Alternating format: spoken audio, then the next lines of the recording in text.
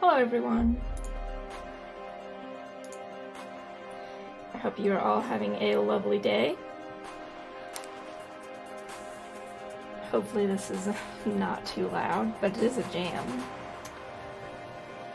So, I've been absent a few days, but I'm back now. I'm feeling much better. So we stopped at a new chapter called Lunar Festival, so that's where we're gonna lead off from.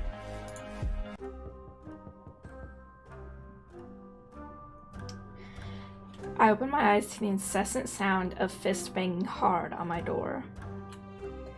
My head is pounding, a fuzzy haze settling over me as I drag myself from the comfort of my bed and attempt to ignore the ache that's made itself at home behind my eyeballs. I blink once, twice, and... shit. It's... dark? Surely I slept for more than a few hours. Hunter Outlaw, if you don't open this door in the next 5 seconds, then you'll have to pay for a new one. Double shit. You better hope you're dead in a bloody ditch somewhere. I grimace, thinking how that may actually be the preferred option right now. Did I really sleep for a whole day? Well, at least my death will be at the hands of something other than a ghastly creature, I suppose. Small victories. Let me... move this thing. I have to move it for each game. There. Get up there. And let me make sure the game looks okay.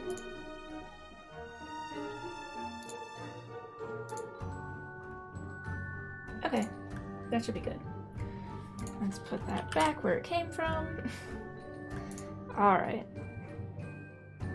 And get the mouse out of here. Hello. You're actually Finn, correct? I don't want to get your name wrong. I look out the window and it's most definitely past sundown. Okay, I thought so. I just wanted to make sure. Welcome. Okay, cool. It's 5 a.m. here, but I'm streaming because I can. I'm trying to fix my sleep schedule, so I'm gonna do a stream now and one later for Donkey Kong. Lunaris is covered in snow, a pristine blanket of perfect white glistening in the moonlight. There are more people in the street than I've seen the whole time I've been in Lunaris, and they're hanging brightly colored bunting from between the crooked little houses. Yeah, a sleep schedule. What's that?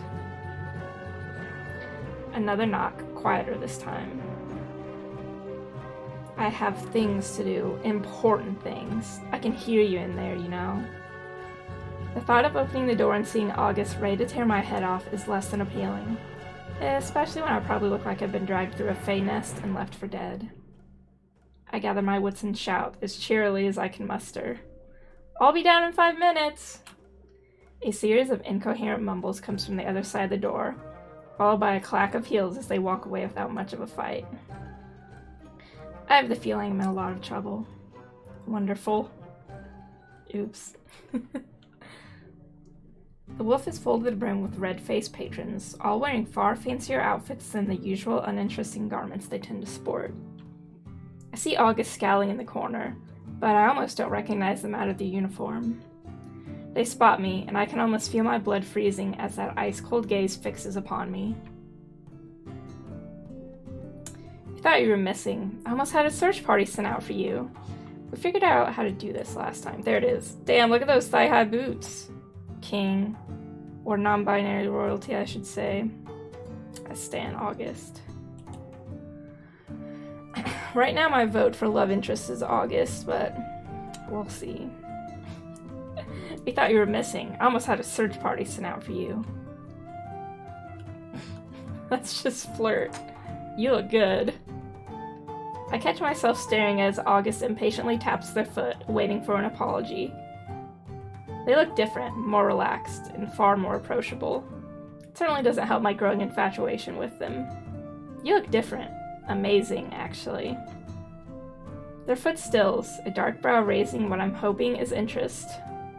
I do, I smile, biting my lip from preventing it from growing as wide as I'd like it to. Yes, you do. You have impeccable taste, General. Thank you, Outlaw. It's hard to find a decent tailor in these parts, so They halt their words, narrowing their gaze, apparently suddenly suspicious of my curiosity. This is a romance, supernatural, and horror visual novel written by a team of queer writers, so there's lots of good romance here. Oops, sorry, I just hit my microphone. There are 6 love interests, maybe 7. I know you can have polyamorous romances as well in this game. But, so far our character is called a hunter, and we hunt monsters, nasty creatures, whatnot, ghouls. And we've come to this town because their hunters are being killed by a mysterious, being, person, maybe, who's murdering them brutally, but there's no leads. So we got called over from another town to come help. And so far we are flirting with every single person because you're not locked into a romance until a later chapter. This is August. They are our general. They use they, them pronouns. They're very cute. Flattery will get you nowhere, and certainly not on a day where you've shown yourself up so horribly. I'm really sorry. I didn't do it on purpose. They raised their hand, silencing me. I don't want to hear it. If you had attended this morning's meeting, you would know that tonight is quite an important occasion. Now, we don't have much time thanks to your tardiness, so please bear with me while I explain. We are in the middle of a crisis, yes, but the Lunar Festival is unavoidable. Harry thinks that if we postpone or cancel it, the town will erupt into chaos. They need to stay building more than ever right now, and the last thing we need is more panic. Lunar Festival? A festival. Well, there are horrible murders being committed? Trust me, I know. It's abhorrent, to be quite honest. It is a yearly tradition that's been around for centuries, one that Harry holds dear. He's been distant lately. We need our leader back, and if this helps, I'm willing to play along. I expect you to do the same, no questions asked. Understand? I hardly agree. I have more than enough on my mind that I need to figure out. The look August is giving me tells me I have little to no choice. I ponder their question for a little longer than necessary for dramatic effect, feeling them growing impatient. Absolutely anything you need. They relax at that, their pretty eyes bright as they stare me down. Good. Between you and me, I personally think it's a complete and utter waste of time and resources, especially in the middle of such a crisis. They sigh heavily, shrugging as if they've already admitted defeat. Oh, hold on. Twitch got rid of my tags. You bastard. There. Alas, it's important to Harry that we stick with said tradition and show the people of Daenerys that everything is exactly as it should be. So, just forget about the horrible murders and my sworn duty to protect and serve people for the night then? Yes, you got it. And I don't have a choice? Do you ever? Point taken. A rather loud cheer rings out from the doorway, and August grimaces, running a gloved hand over their face. The festival itself takes place in the market. Please represent us well, Hunter. All eyes will be on you, and this is the perfect opportunity for you to introduce yourself to the town. Then, they look me up and down, apparently unsatisfied with my presentation. You want to change into something a little more interesting, and I suggest you find someone to escort you. It would look a little odd having you wander around by yourself. We have to show solidarity. This will take you to the rest of the chapter with this character. Stay here, or save here. Sure thing, game. I'm gonna save this in 2. Choose your fighter. Okay, return.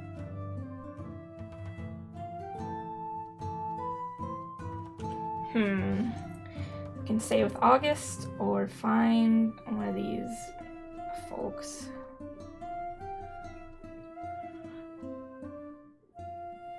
I kind of want want to stay with August. Can I not just stay with you? Surely you're the best person to show me around. They sigh heavily, contemplating my suggestion with narrowed eyes. That sounds reasonable, I suppose. August retrieves a rather extravagant fur coat from the hook near the doorway, turning on their heel to raise a brow at me. I must stop by the office for something first, get changed, and wait for me outside. Yes, General. I take a deep breath before heading back up to my room to find something that August may possibly deem interesting. I don't know what we're gonna wear. When I've changed into something a little less comfortable, I brave the chill and head for the enforcement headquarters. I stand and wait outside as instructed, but considering August didn't seem to have much time for me to explain my lateness, they're taking their sweet time inside. The cold is biting, snow still falling around me, a light dusting settling in my hair and upon my shoulders.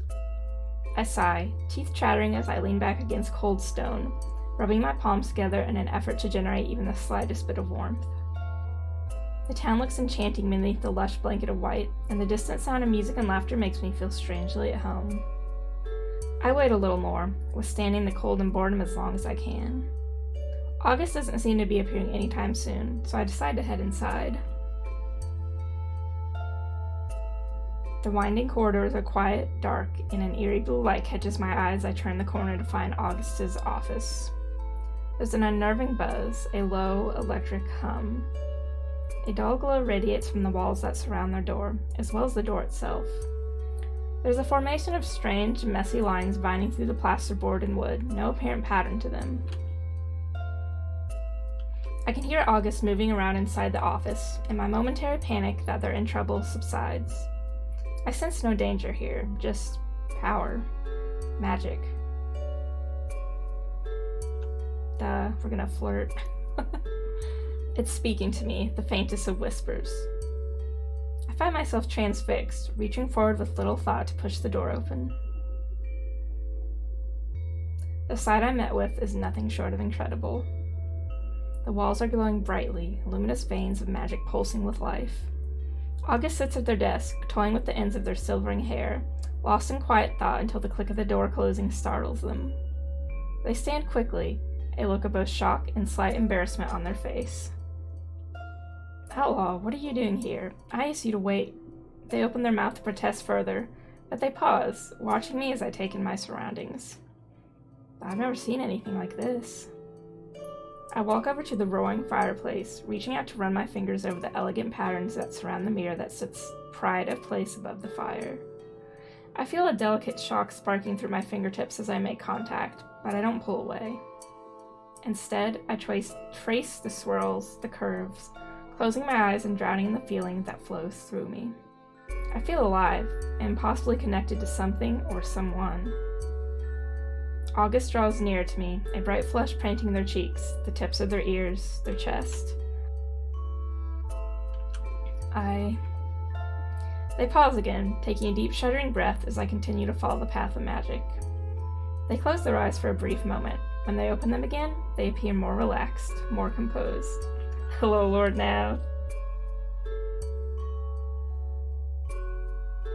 Hey, it's 5 a.m. for me here, so it's even later.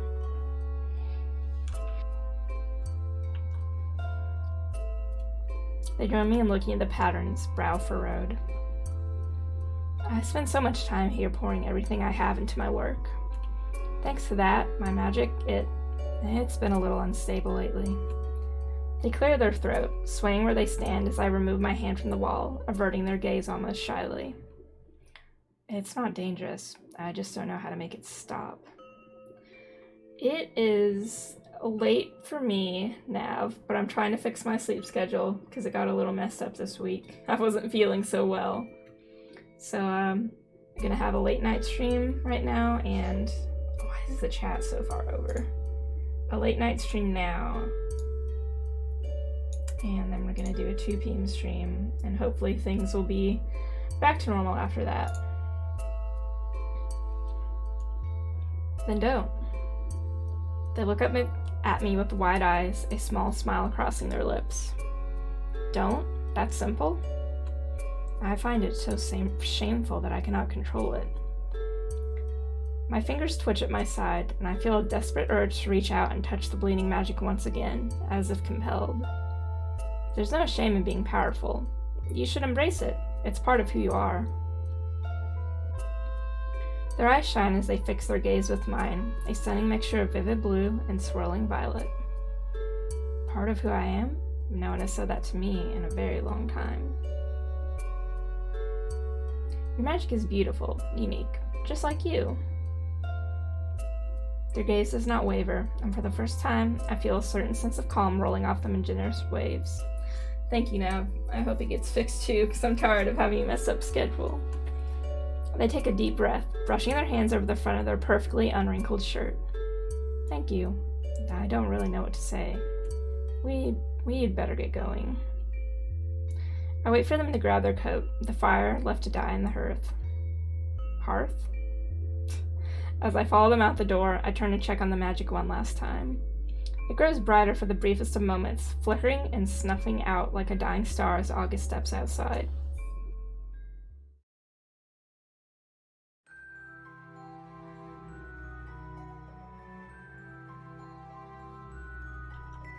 The market looks incredible. It's alive with color, full of smiling faces and laughter. It's warm despite the bitter cold, and I feel my worries and apprehension washing away, even if it's only for tonight. If I'm going to be forced to do this, I might as well enjoy it, right? August stays close, apparently still quite unsatisfied that they have to be here.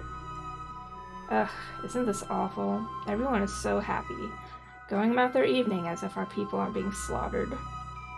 I quirk my brow, then stifling a smile. So, General, tell me, what would you be doing right now if there was no investigation, no festival? They don't hesitate to respond, staring dreamily into the distance. I'd be curled up at home in front of my fire, reading a good book and nursing on a glass of the finest wine. The perfect evening. They stare at me with narrowed eyes, suddenly suspicious. Why? I want to know what you like. I'm just interested to know what vices you have, if any. Vices, I have plenty of those, most of which would be none of your business. I laugh at the almost sultry tone of their voice, wanting to press them further. Come on, General, indulge me. Tell me just one. August bites their bottom lip, eyes darting around, checking who surrounds us before they step closer. The sweet scent of lavender fills my nostrils as they lean close, long lashes dipped, lips parted. Not in a million years, Hunter. Ooh, spicy. They pull away, entirely too pleased with themselves as they turn on their heel and stride deeper into the market with purpose. They pause, throwing me a look over their shoulder, something mischievous that leaves me stuck in place. What are you waiting for? Come on, let us find a drink. Heavens know I need one. I follow dutifully, taking in the sights, sounds, rich smells. There's stands selling decadent pastries and chocolates, others potions and trinkets. I see a few familiar faces, but one stands out above all the rest. Gus, Outlaw, how wonderful to see you enjoying the festival. I see August tense, their shoulders tight as they stop dead in their tracks at the sound of his musical voice. Ezra. Gus, how are you? August remains tense, their words curt, and any ounce of calm that had settled over them has swiftly turned to ash. Yes, good. You? I'm wonderful. It's good to see you. You look better. I think back to the first time I saw these two together in Ezra's shop. August had looked awful, tired, drawn, on the precipice of passing out. Precipice? I don't remember. That's the problem with reading stuff out loud. I read a lot and then I get to words, I'm like, I only said this word in my head. They avert their gaze from his earnest emerald eyes. Yes, I feel better. Thank you. It's clipped, but it's something. Ezra offers me a sorry look and holds the goods he has cradled in his arms a little tighter. He looks at August with such an unashamed fondness that it almost hurts, It's almost a wistful gaze, longing for approval or something. August doesn't give it to him, more interested in anything else other than meeting the witch's bright gaze. I decide to make an attempt to sweeten the sour mood. Did you buy anything interesting, Ezra? Wow, thanks, Nav. Oh, nothing too exciting. They reduced the cost of goods during the festival, so just stocking up on some things I'm short of in the shop. August is clearly uninterested in attempting to initiate any further conversation, and the silence that hangs between us is uncomfortable. Well, I'd better go and find Finnegan and the others. He's off showing Omen and Alcar around, and that particular combination tends to be dangerous. Wish me luck, and I'll see you around. Bye, Ezra. Good luck. August takes a deep breath, watching the Witcher disappear into the crowds, visibly relaxing once he's out of sight. Of course we're gonna ask about it. Hold on, gotta move this. Gotta get a drink of Diet Dr. Pepper.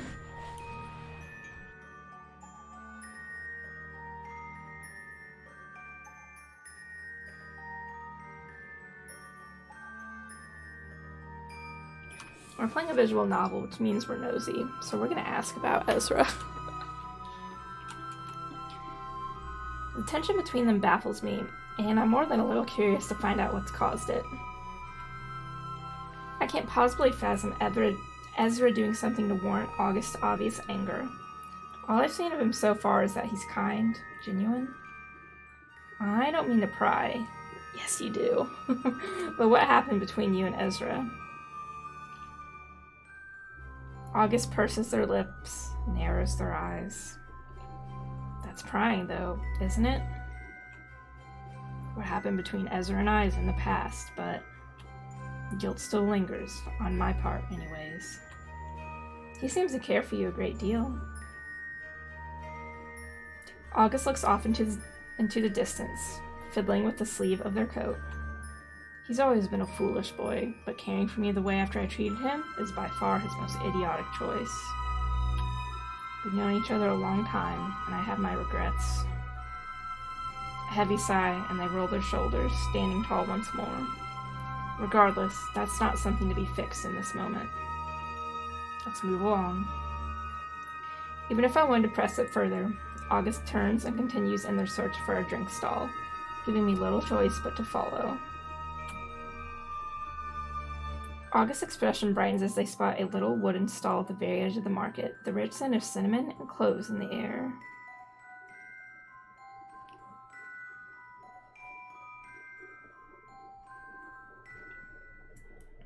The merchant smiles, eagerly waving us over. General Willenheim, a pleasure, as always. Who's your friend? This is Hunter Princess, who hasn't yet had the chance to enjoy your wonderful wine.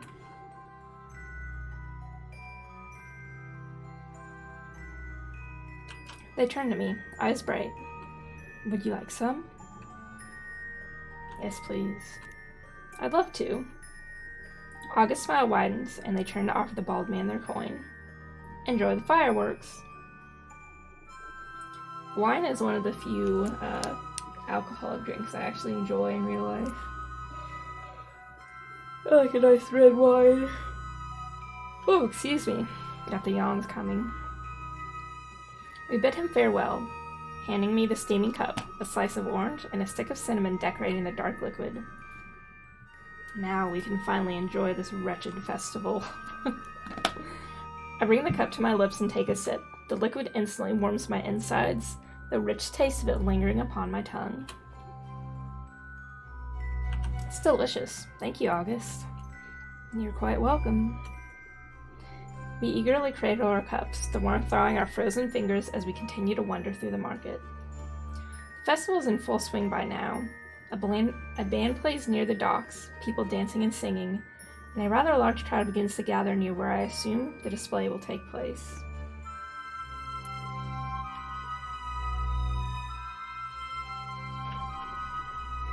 I spot Ezra trying, and apparently failing, to teach Finn the simplest of dance steps. He seems to be gaining some sore toes in the process, and I've never seen a vampire be so inelegant.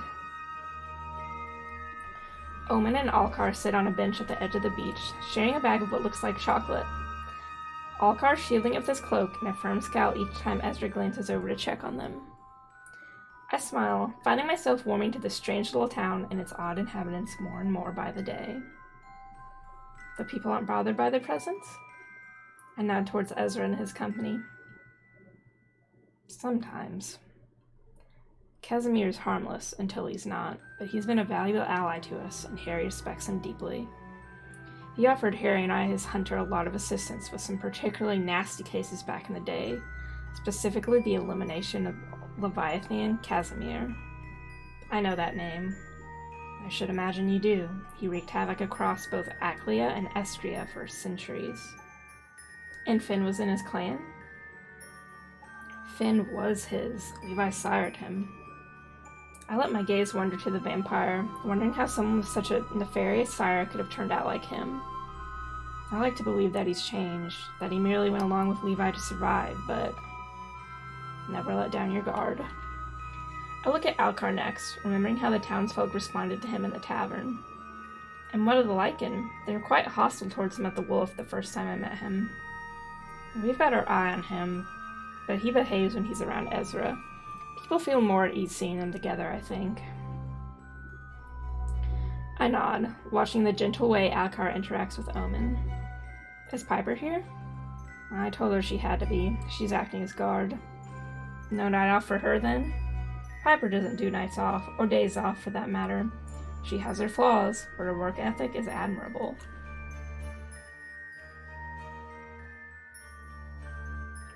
By some weird coincidence, I see her heading towards us. She waves at me with a smile, but it fades when she sees who I'm with. Oi oi, what do we have here, Let's look at her outfit. Pretty as usual. I like the deep purple color. August sighs, their eyes practically rolling out of their skull. Aren't you supposed to be working, Piper, not disturbing us? Oh, us now, is it? Are we not a team, August? Another sigh, and August mutters something under their breath that sounds a lot like a curse. Busy night? Any trouble? She manages to tear her death glare away from August, albeit reluctantly. As boring as what it is. You couldn't have allocated one of your juniors to man the festival, General. And why would I do that when I know it annoys you so much? Plus, there are juniors here, as you know. I did place you in charge of this event. Is that not satisfactory? Now it's Piper rolling her eyes, a condescending smile crossing her lips. To add insult to injury, Piper places her clenched fist to her chest in a salute I haven't seen since training school. Oh, thank you, Major General. I couldn't be more honored. She laughs as she relaxes the salute, an undignified snort that I can't help but smile at. I can practically feel the annoyance rolling off of August, but they somehow keep their cool. Very clever, Merriman.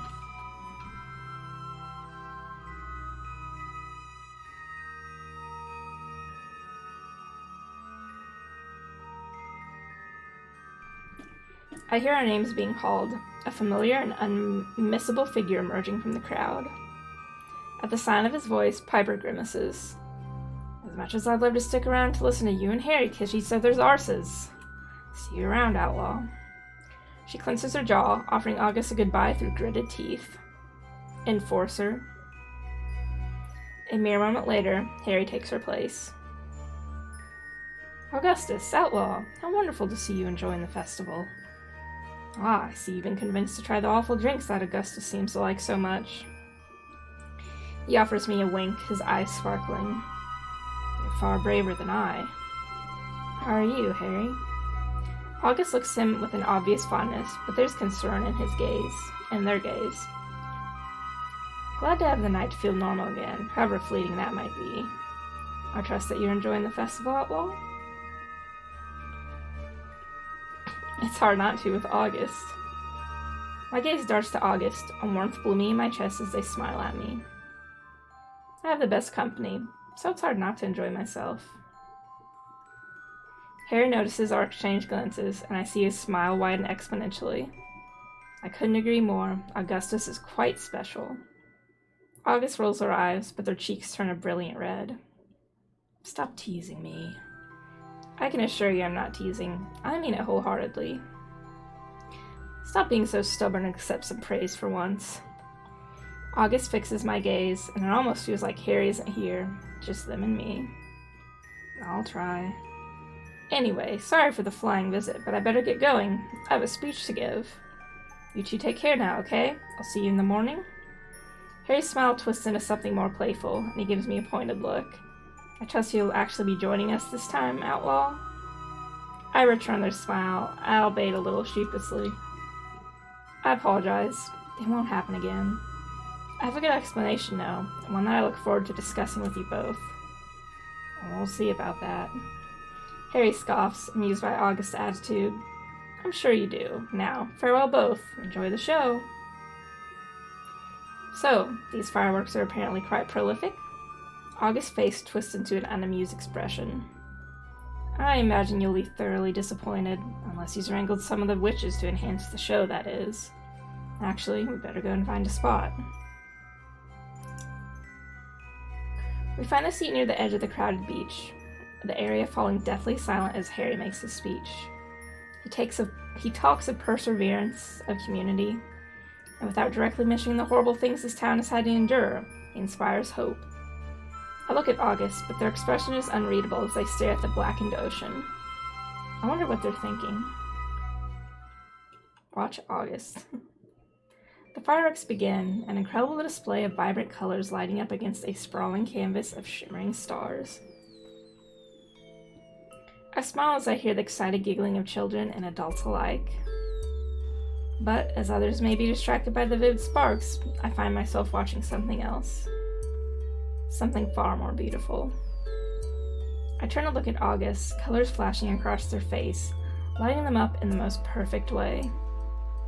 I smile brightly as they turn to meet my gaze, feeling that pull, that strange energy that thrums between us. They smile at me in return, and everything else fades away. No fireworks could ever be quite as breathtaking as August, not even close. The air grows thick with smoke as the impressive display comes to a quick end. A loud applause breaks out amongst the crowd, and I find myself unconsciously shifting closer to August. I see their fingers twitching where they rest between us, our gazes still locked as I move my own hand ever closer, reaching out. Then, somewhere in the distance rings out a terrible and gut-wrenching scream.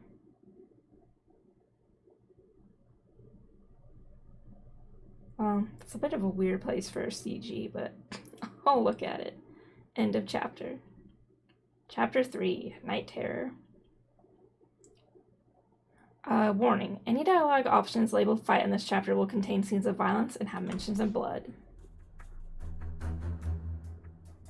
Let's go ahead and save. I'm gonna get another drink real quick.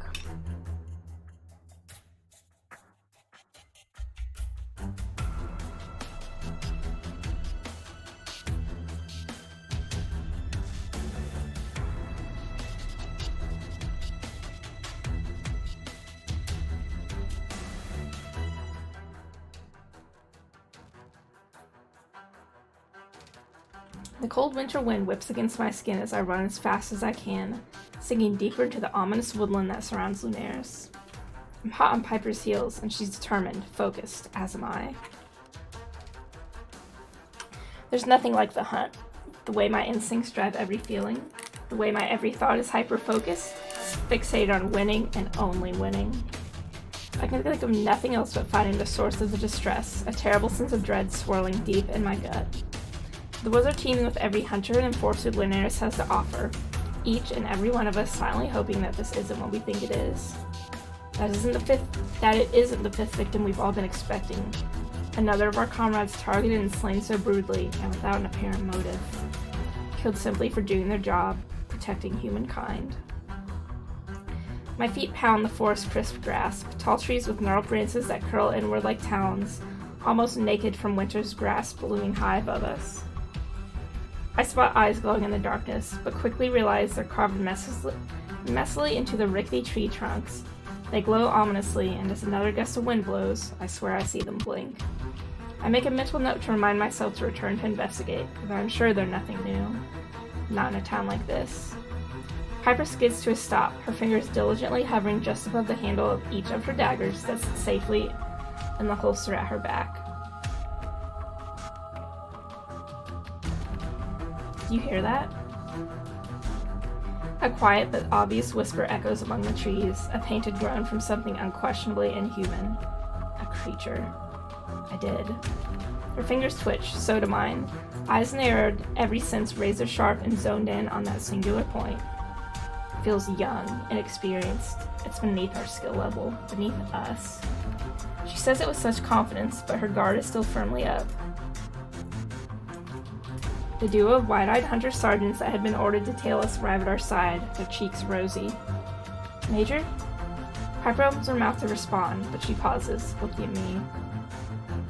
You're the highest rank here, General Princess. Do we move on and let these two handle it? Do you fancy working out some tension? Let's work out some tension, just because I'm interested to see what the fight scenes are like. I could always do with working out a little tension. That's what I was hoping you'd say. I haven't had a good fight in what feels like forever. I turn to address the sergeants. Continue heading for the rendezvous point. If you encounter General Willenheim, tell them we're on our way. They nod a little too eagerly and run forward. The hairs on the back of my neck rise the second they're out of the sight. My body gearing up for a fight, adrenaline coursing generously through my veins. I close my eyes and clear my mind. I can hear the steady, assured thrum of Piper's heartbeat. The quiet rustle of the grass, the leaves rustling in the trees. Then I feel it. A vampire, a youngling. Her aura is frantic and skittish. She's only just awoken. She's hungry and scared.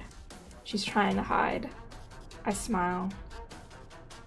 We're not quite far. I used to find younglings in this area. She can likely sense that there's a clan here. She's either seeking guidance or an easy meal. It's too dangerous to let her live. She's quite clearly unstable. Then we'll have to kill her. The youngling finally emerges from the tree line. Her vivid crimson iris is surrounded by a blackened sclera. Her eyes flicker wildly as she lumbers towards us, unfocused and impossibly unsteady on her feet. This should be easy. She's clearly deprived of blood. Dark, vining veins surrounding her eyes wide and creeping down her pale cheeks. I see that she wears no shoes, her feet black with mud, and her clothing is torn and saturated with blood, most of it likely her own. Her death was obviously not a merciful one. She's quite clearly been left to navigate her rebirth by herself, and this never ends well. Her lips curl menacingly to reveal sharp fangs that she's still getting used to, and she lunges at us without hesitation. Counterattack. Before she even gets the chance, I propel myself forward, lunging and knocking her off balance.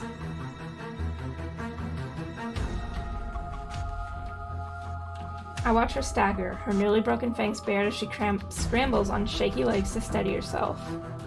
I circle her, a hunter and its prey, because that's exactly what I am.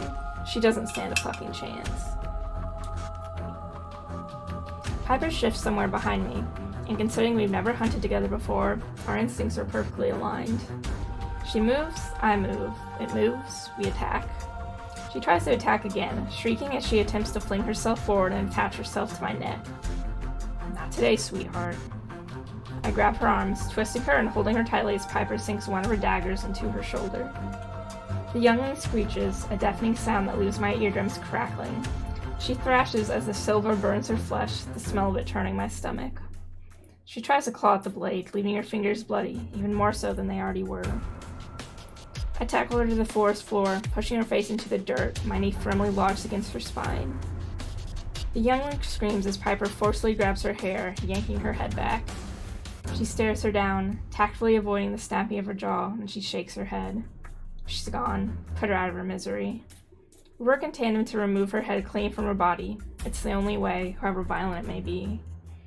I feel warmth spray against my skin, wet, the unmistakable smell of copper. The visceral sound of tearing flesh and breaking bone fills the clearing. Then she turns to nothingness beneath us, an unrecognizable pile of blood and viscera, and yet another human life has been stolen and twisted into something evil. That was fun. I brush the dirt from my knees and take a deep breath, watching Piper clean off her bloody daggers on the grass. We should really get going. She turns to face me, and I spot that her face is covered in a dark spattering of crimson. Let me get that for you. I take a tentative step forward, and her eyes quickly flick to my face, curiosity shining in bright blue, her adrenaline still spiked. You have a little something. I do. I nod, stepping closer again, unable to stifle the smile that threatens to curl at my lips as she stares me down. Right here. I touch the tip of her nose, then each of her cheeks. May I? She arches a brow at me, her eyes sparkling wickedly. You may. She tilts her head and waits expectantly, a hand resting upon her cocked hip. I reach out and brush my thumb over the apple of her full of freckled cheeks, wiping away the still wet blood. She huffs a quiet laugh. I can tell she was attempting to swallow, and she grabs my wrist and reels me in. Come on, put your back into it. I laugh heartily as Piper uses the sleeve of my coat to roughly wipe her face clean, leaving her cheeks a delightful rosy red. How do I look? I inspect the damage to my sleeve with a sigh as I register the bloody stains. Certainly not the worst mess I've been in. Positively ravishing, as always. Ass. I clear my throat, enchanted by the way her eyes crinkle at the corners when she laughs. I mean it, Piper, even covered in blood. I know you mean it. Anyway, we better get going. August will be having a shit fit, I'm sure. Piper tilts her head to the side, a loud crack as her bones click back into their rightful place. Let's dash. Interesting. It's easy to tell what we're dealing with as we draw near to the scene. Dozens of hunters and enforcers of varying ranks saturate the small clearing, majority of them still dressed in their festival attire, much like Piper and I. We spot a retrieval team emerging from the tree line, their faces pale and drawn. It's then that I know. They didn't make it. You're here. They look relieved to see me, for the way we had to part on the beach was less than satisfactory, especially after whatever that was that transpired between us. I try not to think about it. It's not the place or time. The fond way that they gaze at me tells me they want to reach out and touch me. To make sure I'm here, real, alive. I feel it too. We ran into some trouble on the way, but we took care of it. I gather that's why you were so late. It's fine. Obviously such things cannot be prevented. It's not good news, as I'm sure you can tell. My heart sinks. I knew, but hearing it out loud is still unpleasant. Do we have an identity? They shake their head, brushing the front of their fur coat that I'm sure they're less than happy about wearing in such a situation. We cannot identify their voice catches. There's no body, again, nothing but, well, I don't need to repeat such monstrous details. You've read the reports from the previous murders. It's much of the same ghastliness. Piper scoffs, her shoulders tensing, and I swear I can see tears in her eyes. She's hurting, angry. So angry that I can feel it. Goose flesh prickles across my skin thanks to our close proximity. My own emotions waver with the sheer force of it. This is fucking ridiculous. This cannot keep happening, August! I flinch, feeling a surge of energy as August reacts, the smell of ozone thick in the air. A flash in the darkness, and violet sparks crackle about their clenched fists, their eyes alight. Thank you, Piper, for your input. I didn't know this was upsetting. I assumed everyone was enjoying this. A dozen eyes turn to look at them, and they quickly calm themselves. They look beyond exhausted, the skin beneath their eyes purple and drawn. Piper opens her mouth to retaliate, but wisely decides against it. This actually might be the first time I've seen her look guilty. August averts their gaze, as if they can't bear to look at her. They're upset, too. I suggest you keep your thoughts to yourself in such a situation, unless you have any useful insight. It's not a question. Yes, sorry, General. I thought as much. We're all hurting, Piper, not just you. August sighs deeply, sparing us both a woeful glance before they address the gathered forces. Hunters, any majors present will patrol the immediate area. Generals will head further afield and begin an extensive perimeter search. I want no stone unturned here.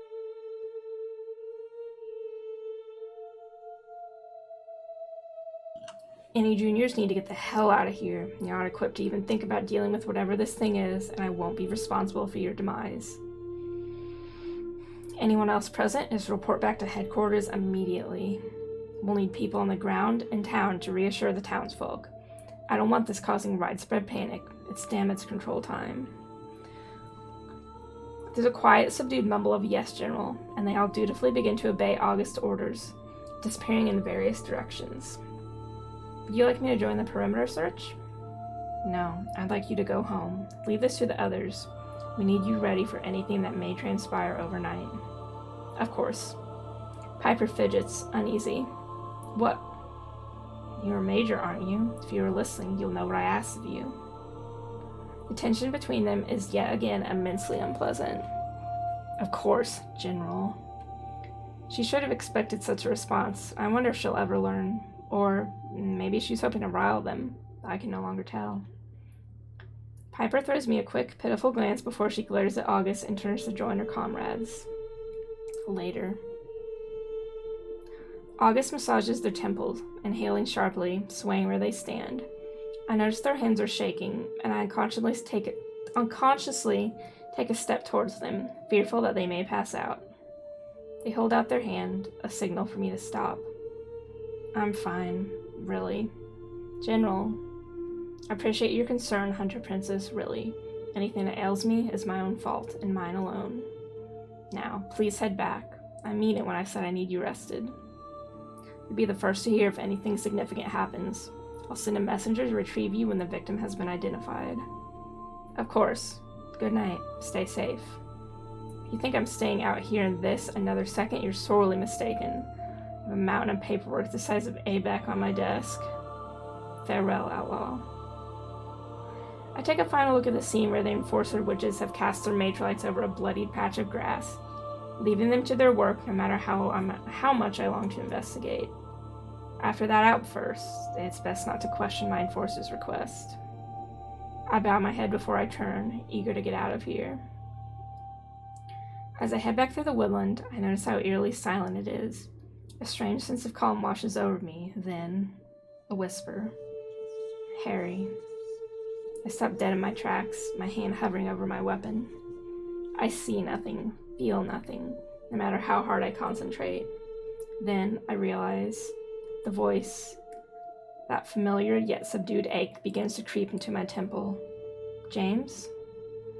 You deserve to know. The pain ebbs and flows, my breathing growing unsteady, almost as if something weighs heavy upon my chest. The fleeting, comforting calm that had just settled over me is snatched away as his voice continues to echo in my mind. No, what? I'm sorry. A sharp, burning pain shoots up along my spine, and I fall to the ground, the snow-covered grass wet beneath my fingertips. His words were cut off, and after a moment, I'm yet again surrounded by a blissful silence. Fucking ghost. I drag myself to my feet, and now I only have one thing on my mind, one thing that I must do. Visit the Lieutenant General and find out what the hell is happening to me. After no luck finding him in his own office, I head to the only other place I assume he may be at this hour. The door to August's office is thankfully ajar, so I peek around the frame, finding Harry standing alone. He has a report in hand, his coat hung on the back of August's chair. He looks exhausted, his eyes red-rimmed. However, when he notices me, he still offers me a bright, earnest smile. Outlaw, I cannot tell you how relieved I am to see you safe. My throat feels tight, my palms sweaty, and I can't quite place why. James is doing a good job of making it difficult for me to stop thinking about him. The pain I felt from this final moment was raw, like an exposed nerve. For some reason, when I think of it now, I now think of Harry. I need to know why he wanted me to come here, and why everything seems to point back to the man standing before me. I need to tell you something, but I need you to promise that you won't think I've lost my mind when I tell you. Harry narrows his gaze, nodding once. Go on. I visited the graveyard a few days ago while I was getting my bearings. He stays silent, but I can't help but notice the way his knuckles bleed white as he tightens his fist. I felt an overwhelming sense of grief there. Pain, a yearning for a lost love, a sense of failure and crippling sorrow. I thought nothing of it at the time. It's not unheard of for those that have been murdered to feel scared or sentimental in their final moments, in my experience. But Harry drops his gaze, his bright eyes sad, edged with tears. My words threaten to catch in my throat, but I relent. The other night I visited again, almost like something was pulling me there. I heard more, not just a memory this time. He spoke to me. He looks like he's seen a ghost, staring at me wide-eyed. He quickly swipes at his cheeks. Oh, James. I get the horrible feeling that has been waiting for this. I need to know. He nods, understanding. Then he takes a deep, shuddering breath. James was assigned as my very first hunter the moment we both graduated at 18. He'd shown remarkable promise in school, basically skipping all the junior nonsense that they force upon you. I had impressed, so we were placed together in the hopes that we'd become unstoppable. We were inseparable in the field together for decades, until I took this post as a lieutenant general. A pause, another deep breath, one that shakes. But, as well as being my subordinate, he was also my partner, my husband. My heart sinks, bile rising in my throat. I've read countless reports about him in the famous Hunter Lane over the years, but I never knew his first name or anything about him other than his incomparable work. Official records tend to omit personal details for the safety of the hunter or enforcer in question, unless they become a leader like Harry. They were inimitable, the best of the best. Together they killed some of the most nefarious creatures in our history, and, without question, every young trainee aspires to be just like Hunter Lane. To think that he's just gone, and what Harry must be going through. I'm so sorry. I had no idea you were married to Hunter Lane. For nearly 10 years, yes. We've known each other forever. I failed the hunter initiation quite dramatically, and he was taken away to his father's home country to train to become what I'd always dreamed of becoming. Life had other plans for me, but we still found each other in the end. He used to joke that we were destined, the romantic fool. I really don't think it's sunk in that he's gone just yet. I keep thinking he's going to walk through my door, covered head to toe in blood and grime, with a stupid, wonderful grin on his face. He laughs to himself, a quiet huff, and I notice how his eyes sparkle when he talks about him. I say that people deal with grief differently, but I haven't quite figured mine out just yet. I apologize for not telling you, but it was important to me that I could trust you first. My judgment has been impaired, I'll admit it. Though this turn of events isn't exactly what I expected. All I can think about now is justice, about the others that died before him, and what we could have done to stop it. What I could have done to stop it. What did he tell you when he spoke to you? His words waver, and he mindlessly fiddles with his wedding band, eagerly awaiting my response. I think about what Ezra said, about being careful who I share this with. Or that warning applied to the Lieutenant General of all of Estria? Oh. You know, hold on. Harry is kinda still untrustworthy in my eyes, but I feel like I wouldn't lie to someone about their partner's final words. So even if this may have negative repercussions, I think we should tell him the truth. He told me to leave, that he failed, and that there's no hope. He swallows thickly, his expression unchanging. I got the impression that he wanted to say more, but I don't know how he managed to communicate with me in the first place. I think he could only say so much before he fades away. It feels like a great struggle for him to reach out. I cannot explain it. He closes his eyes tight, shaking his head as if he can't bear to hear more. I will need you to speak with Augustus about this. They know more about psionic magic than anyone here. I'm sure they'll be able to help you figure this out. I do not trust anyone else. Then, a hopeful look. Did he truly not say anything else? He didn't, no. But the first night that I felt him, I could tell how much he loved you, Harry. You were all he could think about in his final moments. He laughs quietly. Yes, well, he's all I can think about, too. Cursed now, I suppose. Silence hangs heavy between us, and I don't quite know what to say next. He looks devastated, understandably. He must have had so much on his mind already with the latest murder, and now this. The way he came alive when he spoke about James didn't go unnoticed, and I wonder if maybe talking about him would lift his mood. There are a lot of hunters out there that can only aspire to be half as brilliant as Hunter Lane. I would love to hear what he was like, if you don't mind. Sure enough, his somber expression disappears, and he seems to brighten up a little. He was a cocky son of a bitch, but it worked well for him in the field. He was never careless, though. I often found myself watching him instead of paying attention to whatever was attacking us. Luckily, he could fight well enough to protect us both, or I'm sure we'd have been in trouble. A lot of enforcers choose to stay cooped up in the stuffy office, away from all that danger. Working with James made me not want to miss a thing. He digs into his coat pocket, retrieving his wallet and pulling out a small, weathered photo. He pauses, staring me down as if he has reservations, but then he hands it over.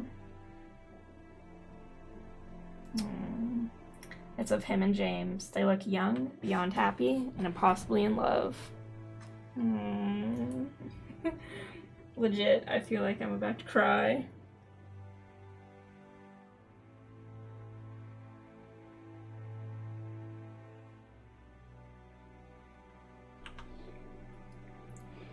We were unbearable to be around, I'm sure. I study the genuine smiles, the way their fingers are laced together. I may not know James aside from the voice in my head, but I feel a strange connection to him, as if I too have known him forever. Thank you for showing me. He tucks the photo back into its place right beside a neatly folded up letter. Well, apparently he appears to have taken a liking to you, so only fair for you to put a face to the name, I suppose. He stares down at his hand, once again twisting his wedding band. His expression is neutral when he meets my gaze, but in a split second his disposition stiffs to the stiff formality I'm so used to in dealing with figures of authority. I gather that our conversation about his dearly departed is over. What happened tonight could have been prevented. It's unacceptable that we were so aware of the looming threat, and yet we let our guard down and lost another life. This cannot happen again. Didn't August tell us that Harry was the one who wanted to throw the festival? I nod, agreeing wholeheartedly, but I cannot shake the feeling that yes, this could have been prevented if it weren't for the festival. Okay. The festival he was so adamant went ahead despite the others' clear apprehension, including August. Think better of pressing the matter, for Harry suddenly doesn't seem like a man willing to admit fault. Did you speak to the twins as I requested? I did, and as I'm sure you expected, I didn't get much out of them. A quiet hum, which I think is an indifferent agreement, and Harry sighs heavily.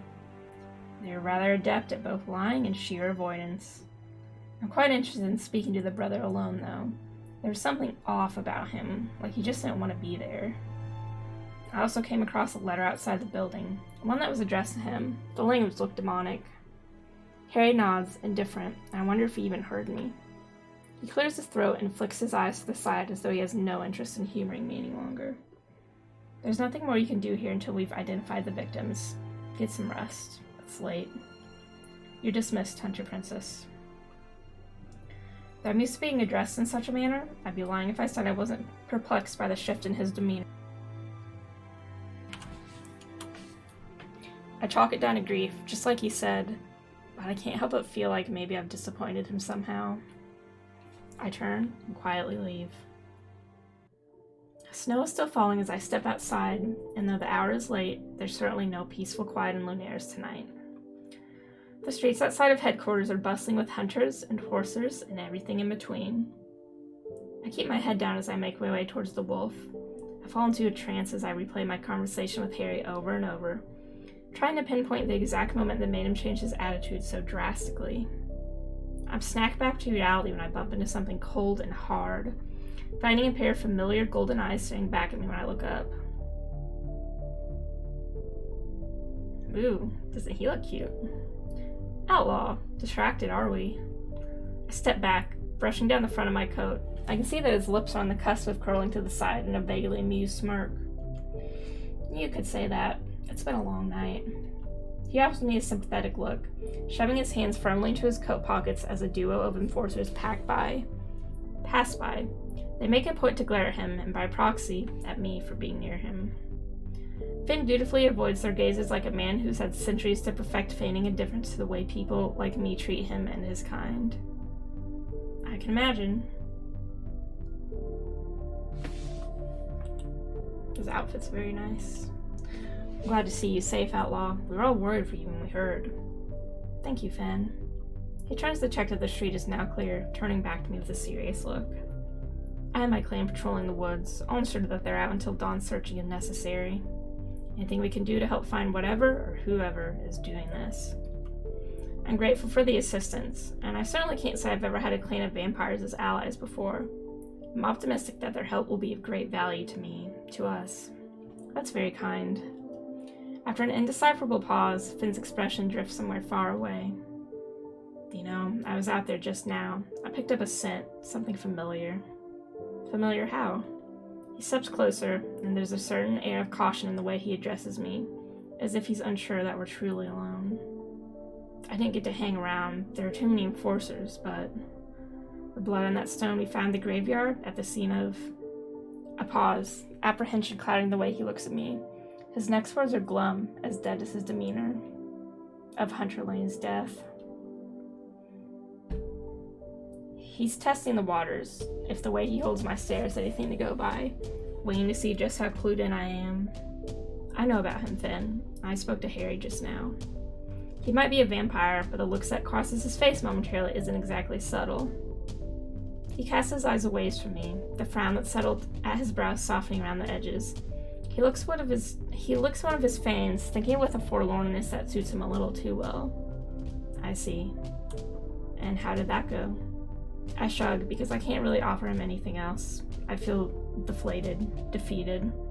Not great. He's in mourning, and I don't think he's in the right mind to be making decisions. Finn purses his lips, contemplating my statement. It's a bold way to speak to your Lieutenant General, but I don't doubt your instincts. Then, a pause. I've lost loved ones, and it's never easy. The mind needs time to heal after such trauma, and all Harry doing is delaying the grief. Eventually he throws me a half-hearted smile, but I sense it's something pitiful rather than friendly. I suspect my frustration with my current predicament is glaringly obvious without him having to read my thoughts. Sorry you've been kept so in the dark. I sense that you're frustrated, and I don't blame you. As much as I may not agree with certain information being withheld, it's truly for your safety. It's funny, because everyone keeps saying such things, but it certainly doesn't feel like anything other than sheer avoidance. He removes a hand from his pocket, running a long finger through his hair with a knowing exhale. Yes, well, I cannot excuse anyone else's behavior, but I can apologize for my own. Come by the catacombs when you get the chance. I have some things we can discuss that may help. Though spending some time underground in a tomb sounds less than appealing, Finn doesn't look like the kind of man who lives in squalor. Plus, any information is valued, and Finn has lived here long enough to know the ins and outs of this strange little town. Thank you. I'll take you up on that as soon as I can. He tips his head, encouraging him to follow him towards the wolf, I assume. Come on, I'll walk you home. I'm eager to get inside, and with a few strides to him I catch up, following in step. I don't require an escort, you know. Everyone seems so set on ensuring I'm safe. They all seem to be forgetting I was brought here to save the day. Supposedly. He purses his lips in an obvious attempt to stop himself from laughing, and I watch the bob of his throat as he swallows the noise. I'm well aware that you require no assistance, but just think about the hunters that were killed. They were your caliber, your rank, the best of the best, as the darling enforcers love to say. Listen, the thought of you ending up like them is not a pleasant one, Outlaw. I may not have known you for very long, but we don't want to see you get hurt. He has a point, I suppose. Very well, but no coddling. Understand? Yes, General.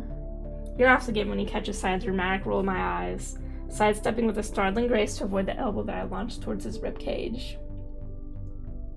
We walk quietly through the streets, the cobblestones glistening with frost. The moon is full and hangs low in the sky as it always seems to here in Lunaris, and Finn exhales sharply to break the silence. I glance at him, too tired to ask him one of the hundreds of questions that have run through my mind. I think he knows somehow, for he too seems to have something on the tip of his tongue. We stop outside the wolf, the lantern that hangs above the door dark thanks to the late hour. I glance up at the now familiar sign, a scrappy-looking white wolf howling at the full moon, and I laugh. Finn leans against the mismatched brick and stares at me quite intently, his eyes unnervingly bright in the growing darkness. What's funny? You're all masters at being painfully cryptic, and yet I feel at home. But I shouldn't trust a single bloody one of you, should I? He turns, checking to see we're alone again before he leans a little closer, his voice low. That's for you to decide. Now tell me, Hunter, what does that tricky little gut of yours tell you about all of this? About us? What do you feel? I feel like it's time for me to go. I feel like we should talk. I find myself getting lost in molten gold, watching him watch me, a witty response turning to ash upon my tongue. I try to search his face for a clue about what he seeks, but I come up short. I feel that I should be doing anything other than talking to strange vampires in the snow at this early hour.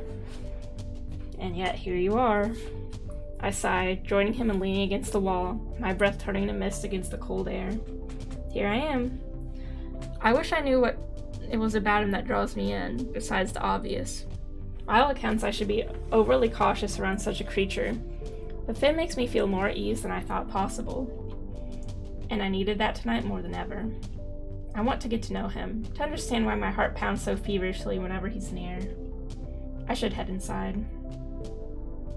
My words sound dull, and I know I don't mean them. I'm looking for a reason to stay right here, anchored in this spot. You sound positively enthused. I shrug, spraying the door of the tavern a glance. The sheets are scratchy, and I'm just psyching myself up. That's fair. After a very brief pause, he quickly steals his gaze. He reaches out and runs a cool, iron finger along the curve of my cheekbone, the etchings lighting up in the darkness. You're quite lovely, you know.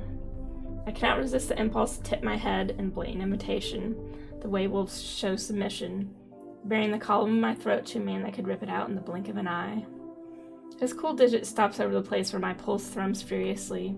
I no longer care that he can hear, that he knows what he's doing to me. He smells strangely like a dying summer, though. I suspect his memories of sunshine are long dead. Sweet dreams, fair hunter. I daren't keep you from your rest much longer. My traitorous body shivers under his touch, and I mourn the loss of it when he finally pulls away.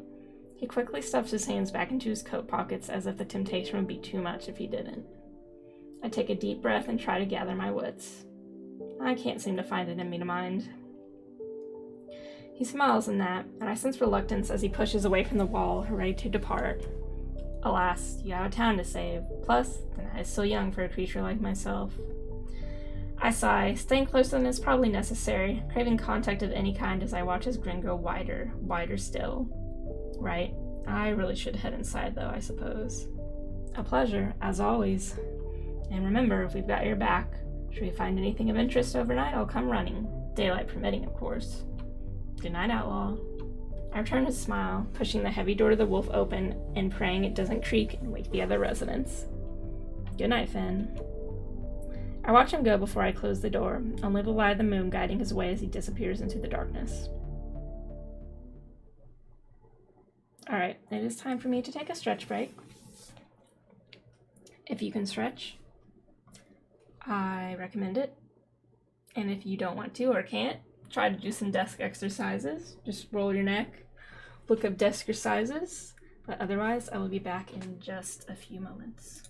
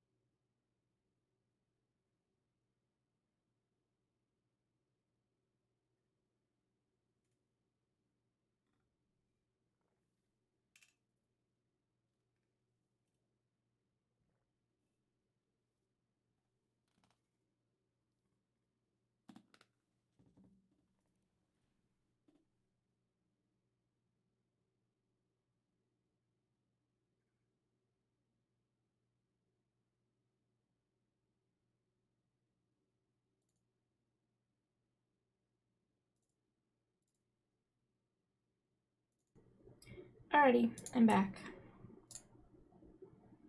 Oh, come on, OBS. There you go. I finally settle upon the hard mattress, the cheap seat harsh against my skin as I attempt to get comfortable. Light from the low-hanging moon bleeds into my room, bright enough to keep me awake as it cuts through my sorry excuse for curtains. I've scrubbed myself clean of any traces of grime from the hunt, and I can't help but feel irritated from the sheer lack of progress I've made so far. I come to the conclusion that there are too many secret keepers in this town, and I refuse to feel defeated or to let it continue. Overwhelmed by the day's events, I find myself falling into a swift and dreamless sleep. Reality settles over me when I wake, a thick smog that almost suffocates me as I reluctantly drag myself from the almost comfort of my bed. I haven't had anywhere near long enough to rest, but I must relent. I muster the energy to dress and head downstairs to face whatever obstacles are hastily and inevitably shoved in my way. No sooner have my eyes taken in the bleary sight of the empty tavern than a hideous scraping of wood against stone assaults my ears. In the corner of the room where he had once sat... In a corner of the room where he had until then sat in shadows, Alcar stumbles to his feet, the chair he's been sitting on almost toppling over. He catches it at the last moment and sets it right, then grimaces briefly before stalking over to me.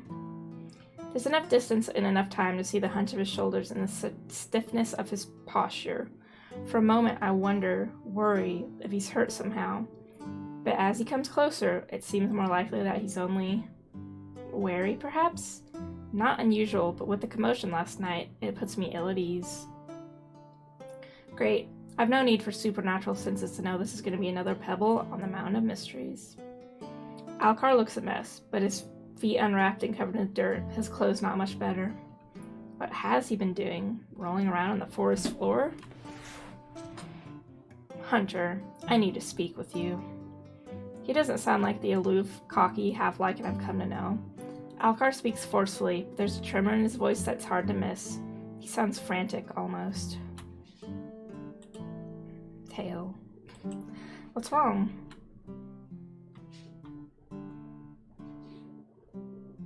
The frown deepens. Instead of explaining himself, Alcar holds out his hand and uncurls his fingers, revealing a crumpled ball of fabric.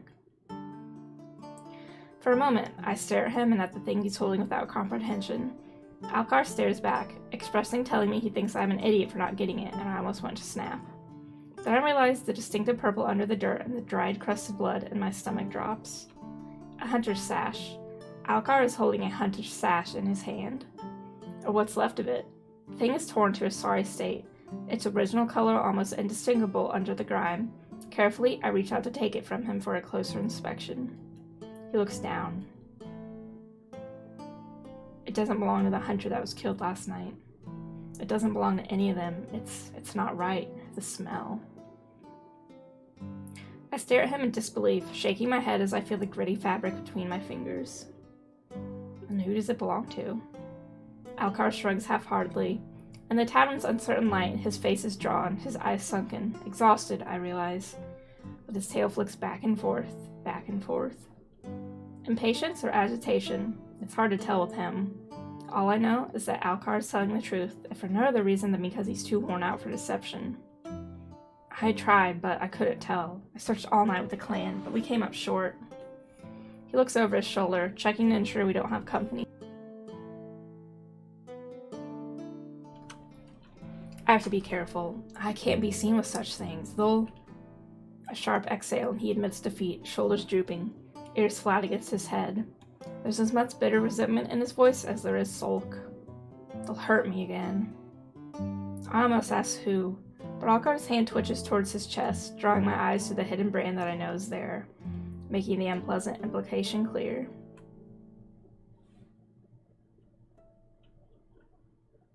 He doubts my ability to protect him. I raise an eyebrow at him, even as I carefully pocket the piece of evidence. I haven't forgotten the brief conversation with Finn in the graveyard about the strange-smelling blood. This feels like a vague but worthwhile puzzle piece. And despite himself, Alcar delivered it to me, a stranger and a hunter at that. Probably precisely because I'm a stranger. God knows he probably doesn't trust any of my colleagues in this town. Still, it's got me touched. Don't worry, Alcar, I won't mention you.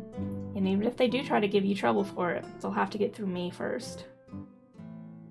Alcar's jaw drops. He stares at me like I've just said something outlandish. Before the moment passes and he takes a step back, a bark of a laugh bubbling out of him. Oh, that's rich. I glare at him, and he grins right back, not an ounce of humility. Richer than you are, that's for sure. What are you, 12? Right on your level then, isn't it? The grin widens, and his canines bared sharp and large, and in genuine amusement.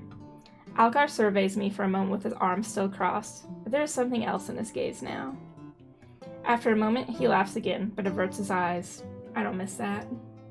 Nor do I miss the blush. Nor the fact that he can't seem to stop grinning. You're a fucking riot, Hunter. Seems your type. He rolls his eyes, looking none too upset. He leans closer suddenly, lowering his voice despite the empty tavern. I don't know how much or how little you've decided to dress the powder wig pomps in that workplace of yours, and... He pauses, looking pained.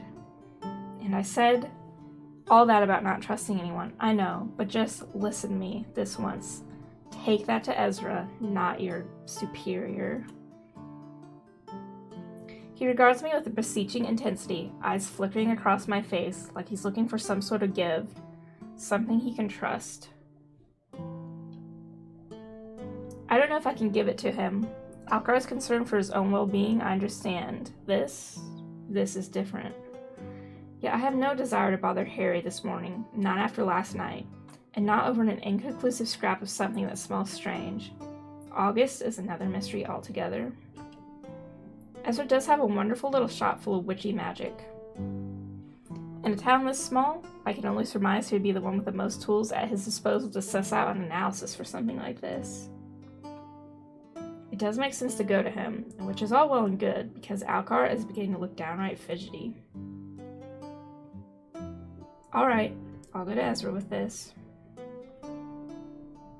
Alcar stares at me for a second longer, like he doesn't know if I was being honest. Eventually, however, his shoulders relax and he takes a step back. Then my job's done. Hope you don't mind me quitting this place. A tavern's no fun when there's no me to pick a fight with. He drops into a mocking, half-assed bow, his tail swishing, and then all but squeezes himself out the door right past me before I can so much as frown. I stand where Alcar has already vanished and wonder for a moment if I should chase him down, but then, forget it. He's no hunter, and I have a feeling, not entirely natural, that the thing out there isn't interested in lichens, witches, demons, or vampires. It's nothing to do with the killing pattern, it's... Sighing, I tuck my coat more tightly around myself and reluctantly make to follow his path. Breakfast will have to wait. I'm gonna get a drink real quick.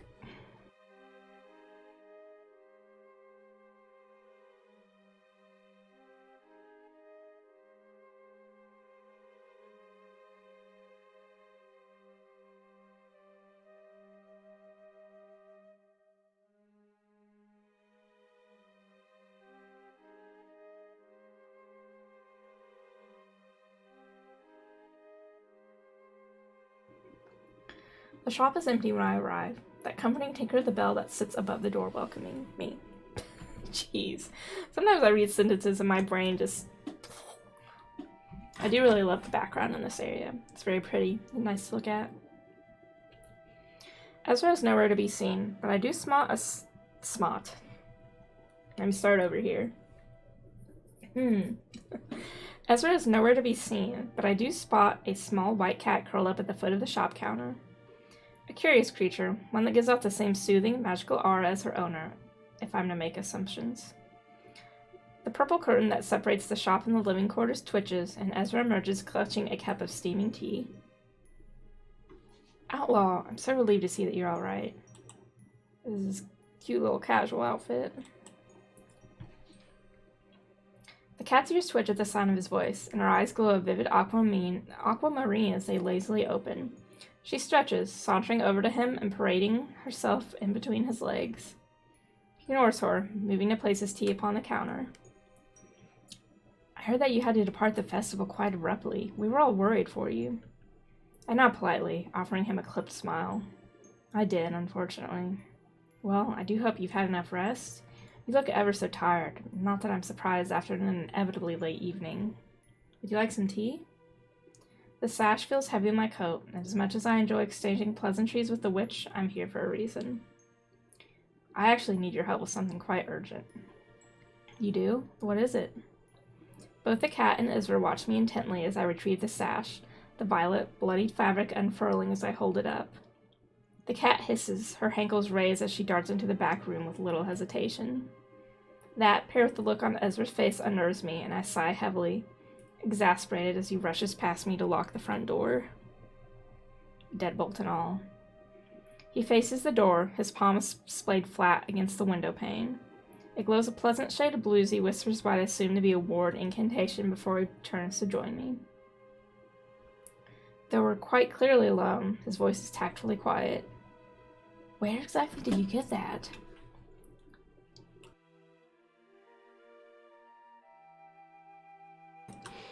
The words rush out of him, and his aura is panicked, so much so that I begin to feel a terrible sense of unease washing over me. Ezra is the one person I truly had no hesitation about trusting from the start. Someone I thought I could rely on. But here, right now, I find myself questioning his intentions. Did he possibly already know who this belongs to? And if so, how? Alcar found it in the woods last night. He told me to bring it to you, and only you. He runs a hand through his curls, and I notice that it's shaking. Ezra, are you okay? A heavy exhale, and he closes his eyes, shaking his head before he meets my gaze. This is bad. This puts us all in danger. Danger? I don't understand. It's just a sash. I simply hope you could identify who it belonged to. You're aware of who its owner is, I assume, based on your reaction? I play dumb, expertly disguising my interest in the fact that I know it's not the new victims. If he's hiding something, I'll find it out. He moves around to the other side of the counter, nervously rearranging a pile of glowing crystals, pushing aside a dish filled with colorful gems. He spreads me a glance as he takes a seat, and then he forces a smile. I have an inkling, yes. May I? He holds out his hand, which I observe is now perfectly steady. I'm hesitant to part with the scrap after that little display of uncertainty, but he seems to have collected his thoughts. Are you sure? He nods, wiggling his fingers impatiently. As sure as I'll ever be. Now, let us get this over with.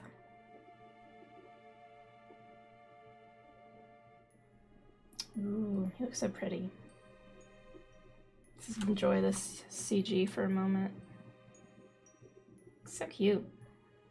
It's our hard pick between him and August. There's so many good characters in this game. They're all cute and nice, and I want to get to know them.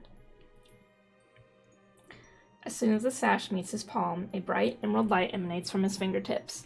The fabric hovers midair, suspended by vibrant whirls of magic, the movement of Ezra's hands fluid like water as he commands his spell. I watch him in awe as a mark forms before him.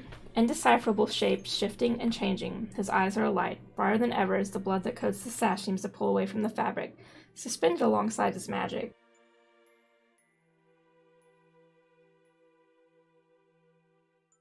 Sorry, I keep muting because I keep moving my chair to get comfy.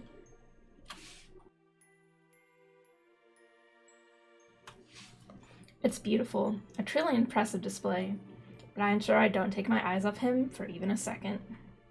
His lips part and brows deeply furrow as he concentrates. He doesn't look pleased, and I'm not entirely sure what he's doing, but whatever it is, I just hope that it helps. This is the first solid piece of evidence I've managed to get my hands on, and I refuse to rest until I get a name. A sharp inhale, and Ezra closes his eyes tight, the magic dissipating, and the sash falls and settles upon the wood. He drops his head, knuckles tight as he grips the edge of the counter. I had a feeling, but... Ezra, work with me here. I need you to be honest. He looks scared, maybe even a little upset. This is bigger than me, but I cannot in any good conscience keep this from you. I'm not sure if he's talking directly to me or if he's reassuring himself. I suspect it's the latter. I try to remain calm, and I'm truly unsurprised that yet another person in this town has managed to refrain from divulging potentially valuable information. Aya Walker. The sash belongs to a girl named Aya Walker. He pushes away from the counter, putting distance between himself and the sash, eyeing it warily. And who exactly is Aya Walker? I really shouldn't. I would hate for any harm to come to you. Harm? Who would harm me over something as insignificant as a name? I'm growing increasingly more frustrated as minutes pass by, and Ezra can tell. I know he's not stupid. If anything, he's too smart. I suppose he's just looking out for himself, but whatever knowledge he's retaining is clearly valuable, and I must know. Think back to what Omen said only a few nights ago, about Finn visiting less, about Ezra being tired all the time. It's connected somehow? I'll protect you. I cannot stop myself from going to him. The way he stares at the sash, and the way all the color drains from his freckled cheeks has my heart aching. Ezra, it's okay. I'll never let anything happen to you. I worry more about you. I know that sounds foolish, but... He wraps his arms around his waist, almost as if he's trying to hold himself together. I care for you. I will not be responsible for you getting hurt. I reach out with a tentative hand, and he steps forward. Without hesitation, I wrap my arms around him, our bodies seamed from the shoulder to waist to hip. He buries his face in the crook of my neck, his hands splayed upon my back, fingers curling tight in my clothing. I hold him until I'm sure he's not going to fall apart, until I know that he feels safe. When I breathe in, my lungs are filled with the sweet scent of vanilla, of clean cotton.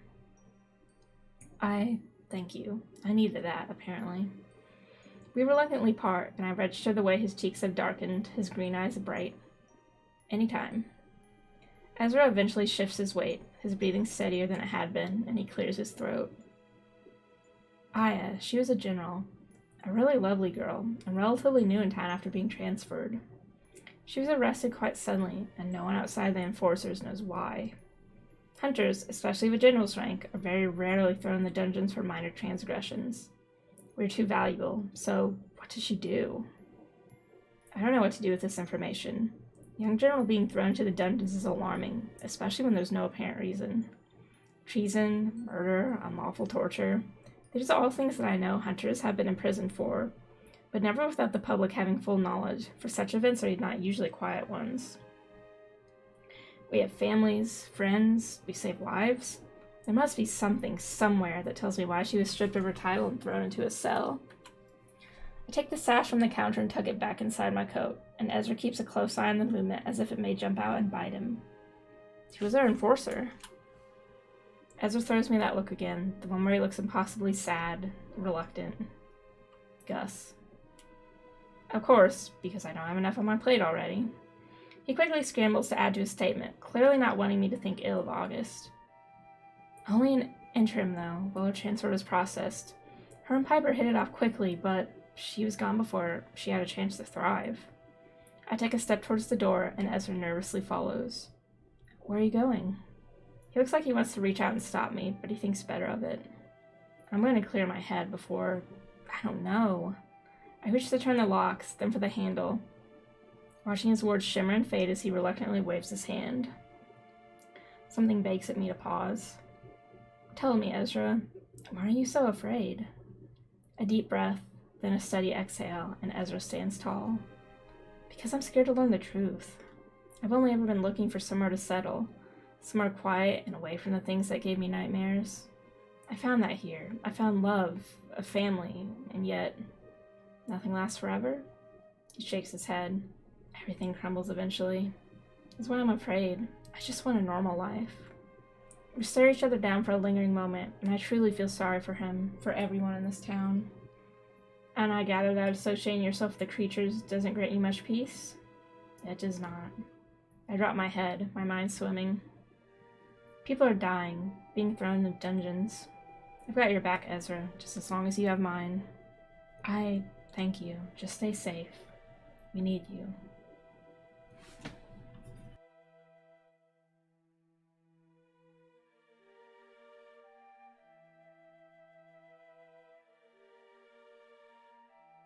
Damn, this town needs help.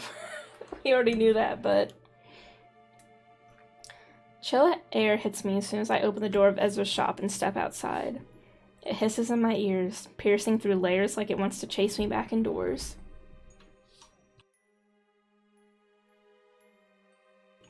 I could think of no alternative more enticing, but my work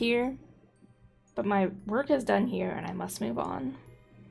Not a moment less well-timed, it seems, as I close the door and immediately notice a familiar face skulking about just out of my vision until now. Omen startles badly when he realizes I've spotted him. He takes a full step back, away from me, one hand half raised, tail lashing like a snake, and there's genuine fear on his face. Omen. Speak of the devil. The first thought to cross my mind is that he is suspiciously distraught. The second is that it pains me to see him that way. Maybe a distraction is in order? I try to catch Omen's eye and wink at him. Speak of the devil, I was wondering where you were. Did I imagine that he stiffens at the words? It's hard to tell with how stiff he already is. It lasts only for a second, however, before his face turns red. Maybe redder than just a blush. Maybe. Something flickers in Omen's eyes, like embers about to burst into life. But he looks sideways too quickly for me to make sure. His aura turns, shifts, but does not change. Omen twists a strand of hair around one finger and tugs at it, tail twitching most anxiously, adorably. I'm sorry. I didn't mean to upset you. Oh no, I wasn't upset, just surprised is all. He glances at me again, very briefly, brown eyes half hidden between long lashes. Omen swallows, and that blush intensifies. But he is smiling, much to my delight. Tremulously, uncertainly, but he is smiling. After a moment, he even deigns to meet my eyes. Clearing his throat, Owen folds his arms together and seems to make a conscious effort to relax. Thank you for worrying about me. I promise I stayed out of trouble. I believe you. Omen blinks and smiles wider, shoulders sinking in palpable relief. Okay, that's good to know. He looks at me intently, head tilted to one side. What about you? I heard there's some kind of trouble. I'm unhurt. Omen's eyes flicker to Ezra's door, expression dubious. I wasn't seeing him because I was hurt, don't worry. Oh, okay. A moment of slightly awkward silence passes before he continues. I'm looking for someone. Owen says this very quietly, like it's a secret confession. He scans my face with eyes flickering more red than brown, pensive. I wait, since there's little else I can say. Then something seems to resolve. Omen looks from me to Ezra's door, then takes a step back, his mouth tight. She's probably not in there then. I should get going. It's nice seeing you again.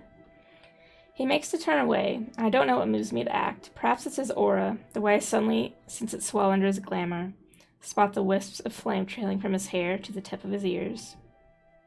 Perhaps he's walking away, and I simply cannot let him go right now. Perhaps I'm tired of one more fucking mystery in this town. Either way, I reach out and grab his wrist. Wait, and instantly regret it. Ooh. Heat scorches my hand, forcing me to withdraw with a small cry. Omen looks over his shoulder at me with glowing amber eyes, his lips drawn back in a half snarl. His still, eerily human face is framed by a wreath of fire. My guts clench, twist, drop under the sudden glimpse of an immense, blistering presence that sprung out of nowhere. My instincts scream at me in warning. Demon. Then Omen jerks back, as though out of a trance, and everything extinguishes. I do not know how long we stand there, outside of Ezra's shop with the space of a sword swings between us. Omen's arms are limp by his sides, making no move to defend himself. All he does is stare at me with huge eyes and palpable horror. I'm sorry. I force my mouth open to tell him it's all right. I've had worse, really, but I can only pry my jaw apart. The words, I can't force through. He's not waiting to hear them. He's stepping away. 1, then 2, then 3, and he turns around and flees. I can't move my legs to follow. By the time I get enough control of myself back, Omen is already long gone. In hindsight, I'm glad I couldn't follow him. It takes a tremendous effort for me to pry stiff fingers from the comfort of my weapon.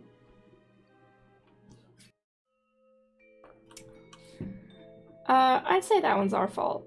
You should probably not grab people without their consent, especially if you know, they're a demon. You never know how someone's gonna react. You shouldn't be doing that.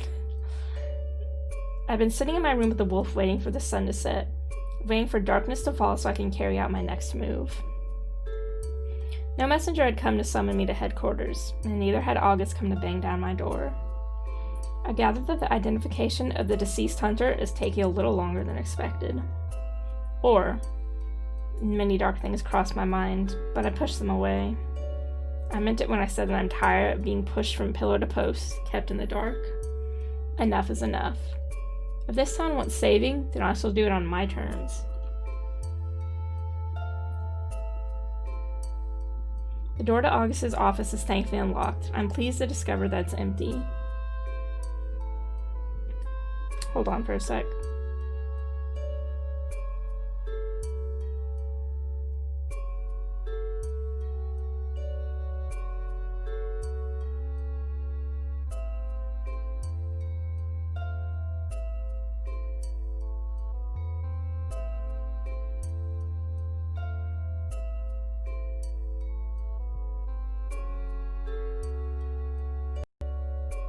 Sorry, I thought I had to sneeze. I didn't. The desk is in its usual disarray. Papers and books haphazardly strewn across its surface. I take a deep breath and head straight for the filing cabinet I've seen August rummaging through so often, and I carefully open the drawers.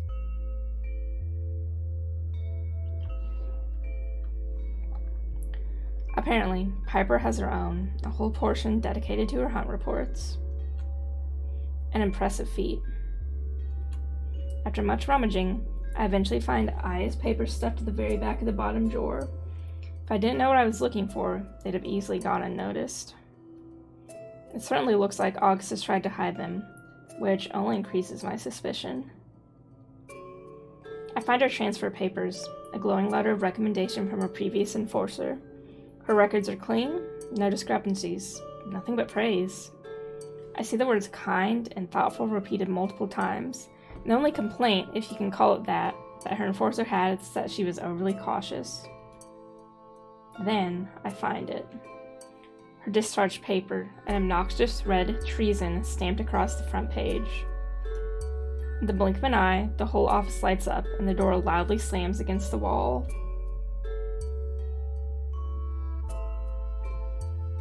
Woo! Damn. If I could whistle, I would. I can whistle, but my whistle is bad. I want to do the cat call whistle. That's about the best I can do. I'm sorry for my crimes. What are you doing? I watch magic coat every surface, flowing and curling over the walls, floor, furniture. It even creeps over their clothing, and I imagine their skin, too. They stare at me wide-eyed, vivid violets swallowing the once ice blue of their irises. And though I should be concerned that I've been caught, I'm distracted. August. They look very spiffy in their outfit. You can't whistle either now. Yeah, I try, but it doesn't work very well. The magic that glimmers upon their clothing disappears, and their eyes lose that otherworldly glow, but the room remains alight. They look at the bundle of papers that I hold tightly in my hands, a frown furrowing their brow. I would ask that you put those back, Hunter Princess. Their words are eerily calm, and they seem more concerned than annoyed. What happened to her? They close the door, clicking the lock and checking the handle before they walk towards me. As poised and perfect as ever, they stare me down. You know, not even Piper found those. I hate to admit it that I'm impressed. August. They unfurl their fingers in a silencing gesture, and I pause. August is still my superior officer, and I am nothing if not respectful. I do not wish for Piper to be demoted, nor do I wish for you to meet the same fate, but I appear to be having a case of deja vu. But, you know, sometimes the hand that feeds is a forceful one. I'm perplexed. I expected a much harsher conversation. August isn't exactly known for their calm temperament, and this is startlingly out of character. Aren't you going to admonish me? A sly smile, and they shake their head. No, outlaw, I am not. I believe in you, strangely. I believe that you are a bright light at the end of a very, very dark tunnel for this town. And I have been questioning things lately. We're gonna flirt more. The look that crosses their face breaks my heart. It's one of shame, sorrow. I long to comfort them, but these papers weigh heavy in my hands. August, please. I can't take any more dishonesty. I'm here to help. I want nothing more than for all this pain to stop. They drop their gaze, apparently unable to look at me. I'm here for you. Their cheeks flush pink, mouth set in a thin, nervous line. I do not deserve this. I got myself in this mess by... They catch themselves. I do not deserve it. I cross the room, the papers discarded, and I stand face to face with them. Help me, August. I tentatively reach for their hand, and they take it without question, lacing their long fingers with my own. The markings brighten, thrumming in time with what I assume is August's hammering pulse. People are terrified, and I think you are too. What did this girl do to deserve to be forgotten? If I told you that I do not know, would you believe me? I run my thumb along the back of their gloved hand, still feeling their warmth through the fabric. I look deep into those eyes that seem to hold the universe. I would. Then you must be a fool. I laugh quietly, reaching up to cup the curve of their jaw with my free hand. They lean into my touch as if they've craved it for an eternity. Then a fool I shall be. The time spent with them at the festival granted me access to a very different August, one that I found myself becoming quite fond of. I relished in the warmth of their flushed skin against my own, reveling in how beautiful they are.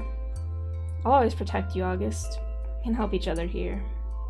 Something in my gut tells me that this really is all connected, and this does not comfort me. The very institution that I work for, that I've dedicated my life to. I move to pull the sash and let it unfurl while I hold it before them, and August's eyes grow wide. Who does this belong to? Aya Walker. Their expression is unchanging. I see. It's bloodied. I nod, handing it to them. They do not remove their gloves as they carefully lay it across their palm, studying it intently. Heavily and torn to shreds, whatever happened, she put up a fight. They frown, lips pursed. Something is clearly perplexing them. She was not reported to be injured upon her arrest, that much I do know. Something like that wouldn't be omitted. I throw them a sorry stare, wondering how they could still be so sure of such things. You're positive the blood is hers. I want to tell them how I know, but I cannot implicate Ezra nor Alcar, not after they were both so clearly terrified.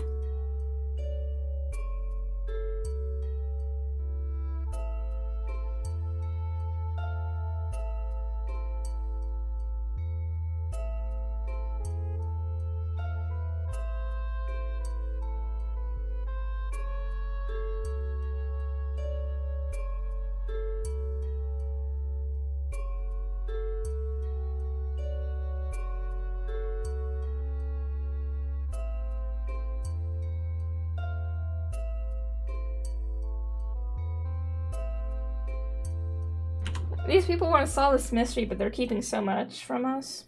Storms plus saints. Alright, let's go ahead and save. We're definitely going to continue. Real quick, I'm going to go grab some water. I didn't realize I was close to being out of my stretch break, so I'll be back in just a moment.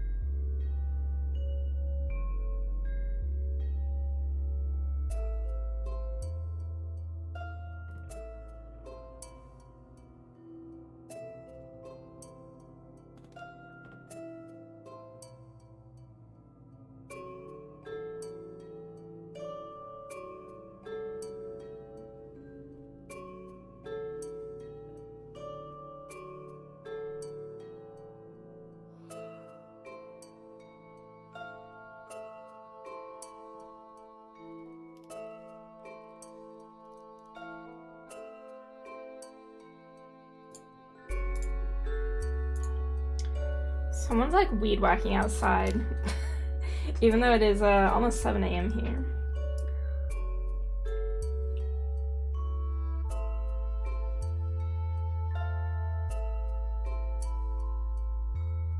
Sorry, I'd yawn.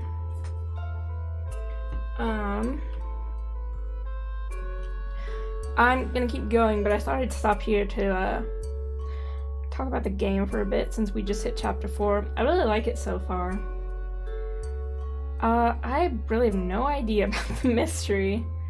I know we're about to get more information about it, but I feel like this has to be something internal that's related to the hunter killings. I don't know though, everyone's being real suspicious. I don't really know who I can trust. And I know games, you get revealed stuff over time, but I feel the player character's frustration in that people are hiding stuff from us. They say they want this murder solved, but they're withholding important information? Like, what? Obviously, we're not the ones who did it because we weren't here when the murders happened. Of the first few. We've only been here for the most recent one. We have an alibi because we were obviously with many other people, but let's continue on and see what happens. I think you need to take a seat. I have a few confessions.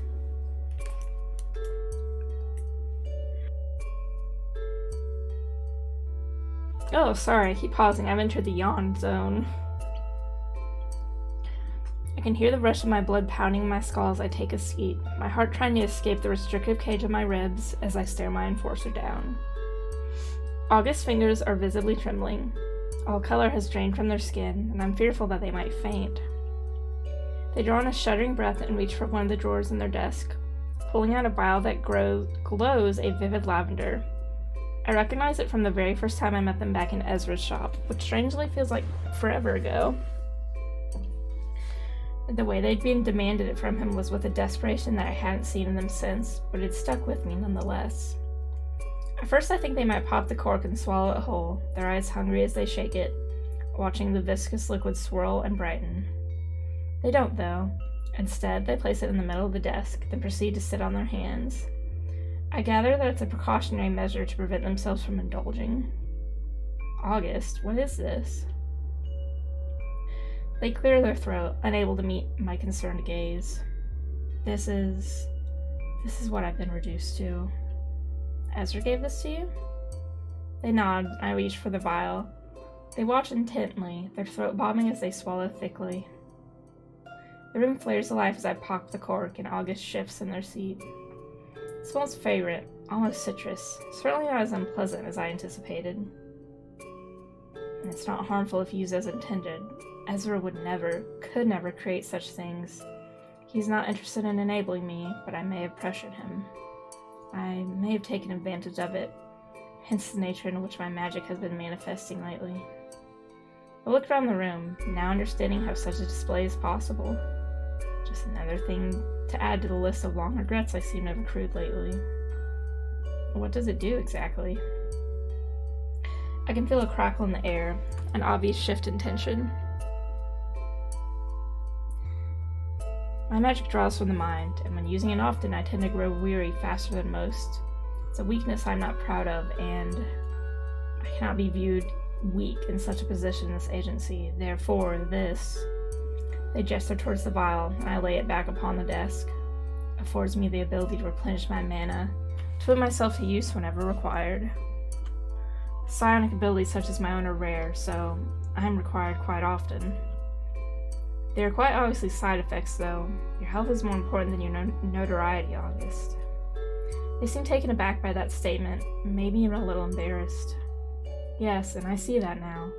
I've been a little blinded by the desire to impress, but the harder I look, the more I realize that I might be pushing myself to the limit for a broken cause. I blanch at that. Those words coming from August's mouth seem unreal.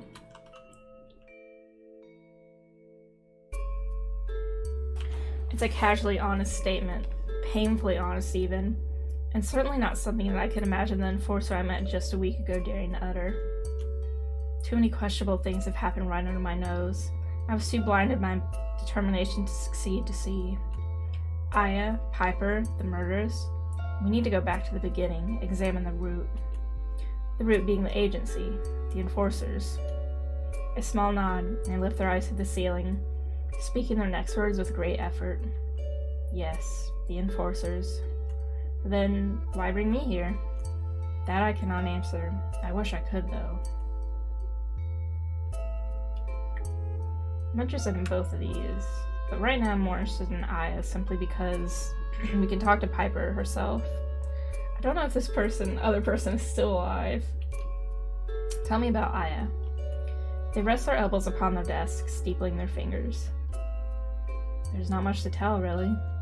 She transferred here only a few months ago. We barely become acquainted when she was arrested, though Piper took a liking to her. A small smile crosses their lips. They worked well together, and I finally got to catch up on the ridiculous amount of paperwork I'd accrued during my time spent in the field with Piper. Why were you in the field? Well, things have been a little busier than usual here in Lunaris lately. Creature activity has been an all-time high these past few years, and Piper and I made an unstoppable team. I contemplate that for a moment, for any peak in activity is usually for a reason. It's been worse the past few years? Not always that bad? This bad? They shake their head. Not always, but it almost seems normal now. I make a mental note to remember this, to pry later. So, her arrest. One day she was just gone. No explanation. It was reported that she went on an unsanctioned hunt, alone. I wasn't aware, and neither was Piper. We never saw her again. I reach for the papers that sit upon the desk between us. Harry's signature is clear as day. You didn't question it? An uncomfortable shift, a squirm, almost. I did not. You don't question Harry. He's given me no reason to. I watch them carefully, the furrow on their brow deepening as they quite clearly second-guess their own statement. Something isn't right here. An Aya's situation feels too convenient to me. Don't you agree? A deep breath, and they sit back in their chair. A little of their tension seems to melt away, but the sadness still lingers. I do. Oh, I guess we get both options, which is nice. So we're going to ask about Piper now. You mentioned that you didn't want Piper to be demoted, so what happened?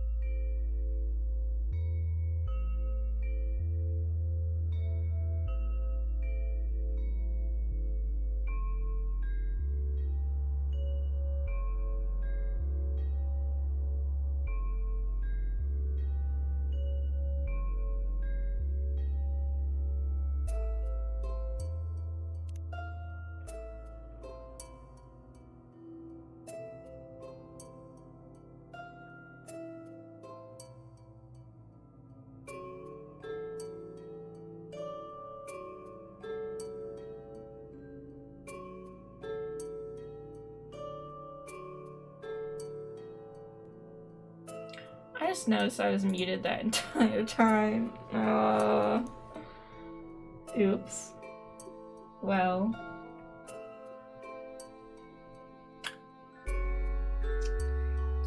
I don't know what I was muted for, so we'll just go on from here.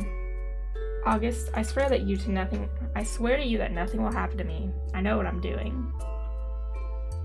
What the heck is going on now? You seem very sure of that yourself. Can't lose you too. It's different than it was with Piper. They avert their gaze, worrying their bottom lip between their teeth. When they look back at me, they take a step forward, reaching for my hand. I care for you, and that may sound idiotic. I know we've only been acquainted for a mere week, but... I squeeze their fingers where they lazily twine with my own, as if August is unsure if their affection will be returned. I feel it too. Oh, I see. Well, I'm sure you can understand my predicament here. I nod, because I do understand. I would hate to see August punished for any of my actions. I do, but I need you to just trust me on this one. I won't do anything to get either of us in trouble. Their hand falls limply from my own, their gaze nervously flickering towards the very locked door. I do trust you, just don't trust anyone else. Whatever you have in mind, be careful. I smile because I know exactly what I need to do, and who I need to help me do it. They watch me intently, lips quirking to a small smile as they watch my face light up. You have a plan, don't you? I do, but I'm not so sure you're gonna like it. You may not approve, but we have a few allies that probably know the dungeons better than any hunter or enforcer ever could. The dramatic and sudden roll of their eyes tell me they know exactly who I'm talking about. You want to enlist a bunch of vampires to help us break into the enforcement dungeons? Not a bunch, just the one. Finn has lived in this town longer than, well, literally anyone. August scoffs, loudly. Lived. He's as dead as a doornail. So you're just gonna walk into the dungeons, Casimir in tow, and hope not to get caught? I smile at their obvious distaste for my plan. Ezra, Piper, even Alcar, they can all help too. Do I have your permission to proceed? Pregnant pause follows my question, but eventually August meets my gaze once more.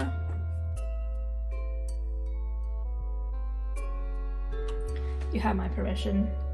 But please be cautious. I'm no wiser than you here. I cannot protect you if something goes wrong. You know, I came here to make something of myself. I'm so desperate to move out of my parents' shadow because I come from a family that held me to such high standards. Standards I could never dream of meeting, no matter how hard I tried. Their words grow terser as the seconds pass, unraveling gradually. I don't want this to be my legacy, outlaw. I want to make the world a better place, not a scarier one. I gather that August has suffered through much frustration, and life has weathered them to the bone. They quickly gather themselves, but their pupils quiver. I won't let you down. I don't doubt that, actually. Interesting. I head back to my room with the wolf to clear my head, and to try and figure out my hastily concocted plan a little more thoughtfully. I stay up pondering the fact that we still haven't given the name of the latest victim. I wonder if Harry's keeping it from me for a reason. After my conversation with August, everything feels wrong. A quick, sharp pain rises in my temples, and I can feel that familiar presence looming, lurking. It would appear that no voices will visit me tonight, though. Because apparently nothing is sacred in this town, I managed to coax Piper's address out of Edna with very little persuasion. I head across the street, unsurprised that she lives so close to the tavern and as far away from headquarters as possible. Her house is small, but appears to have character, much like its owner. I take a deep breath, and I knock. She looks surprised to see me, but her expression quickly softens. Look comfy. Outlaw, I wasn't expecting you, especially because I assumed you had no bloody idea where I live, but...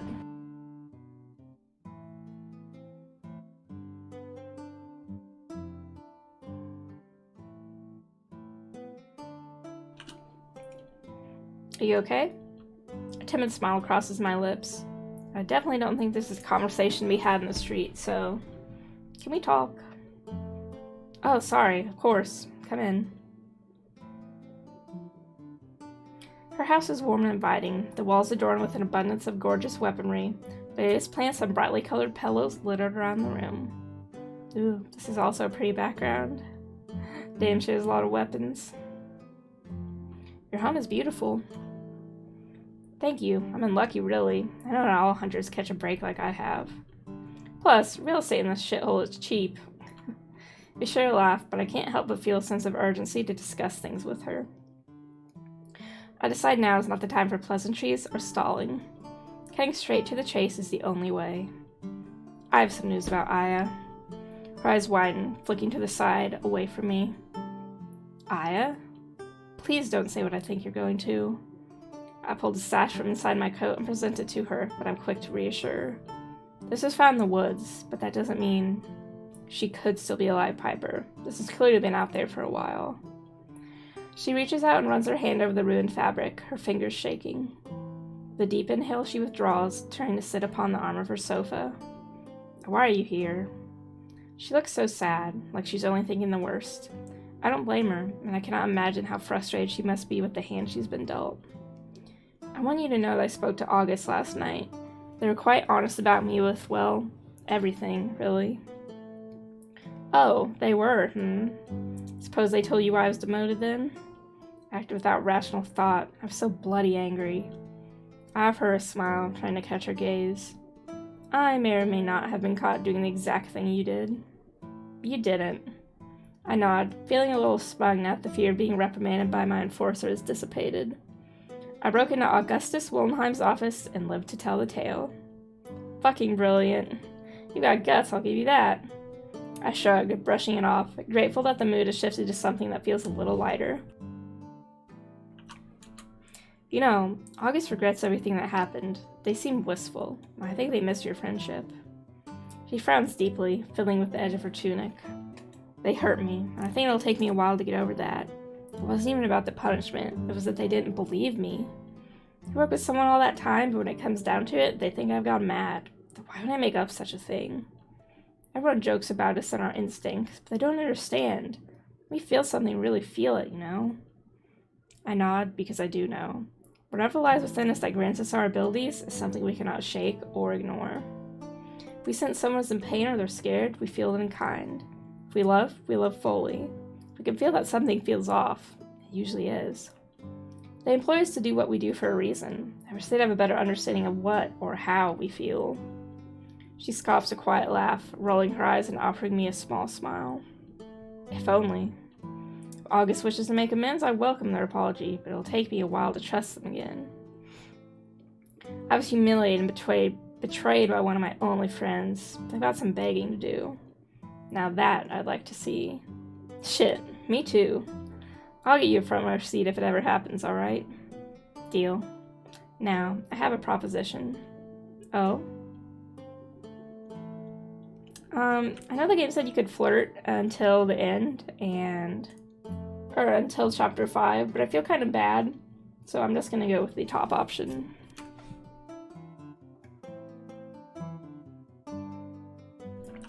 I want to go into the dungeons.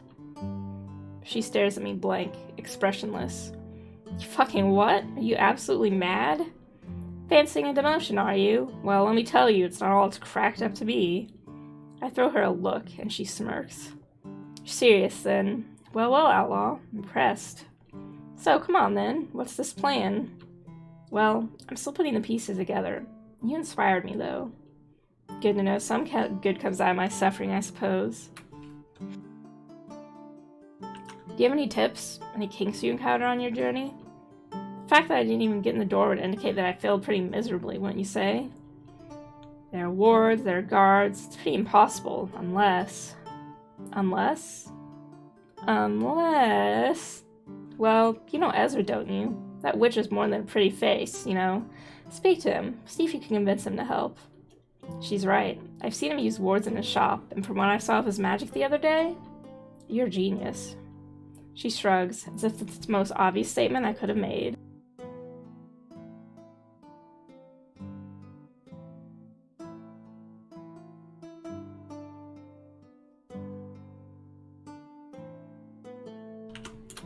Duh.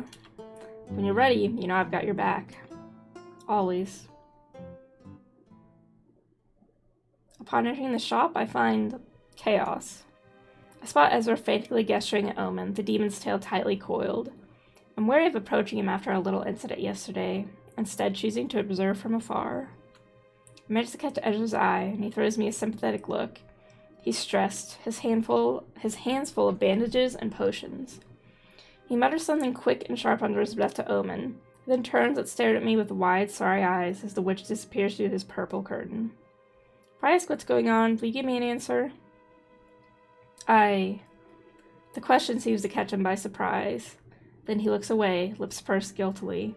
He doesn't seem to have forgotten his outburst with me yesterday, or his abrupt departure. Good. It wasn't my intention to trip him with a reminder, just as well that he remembers.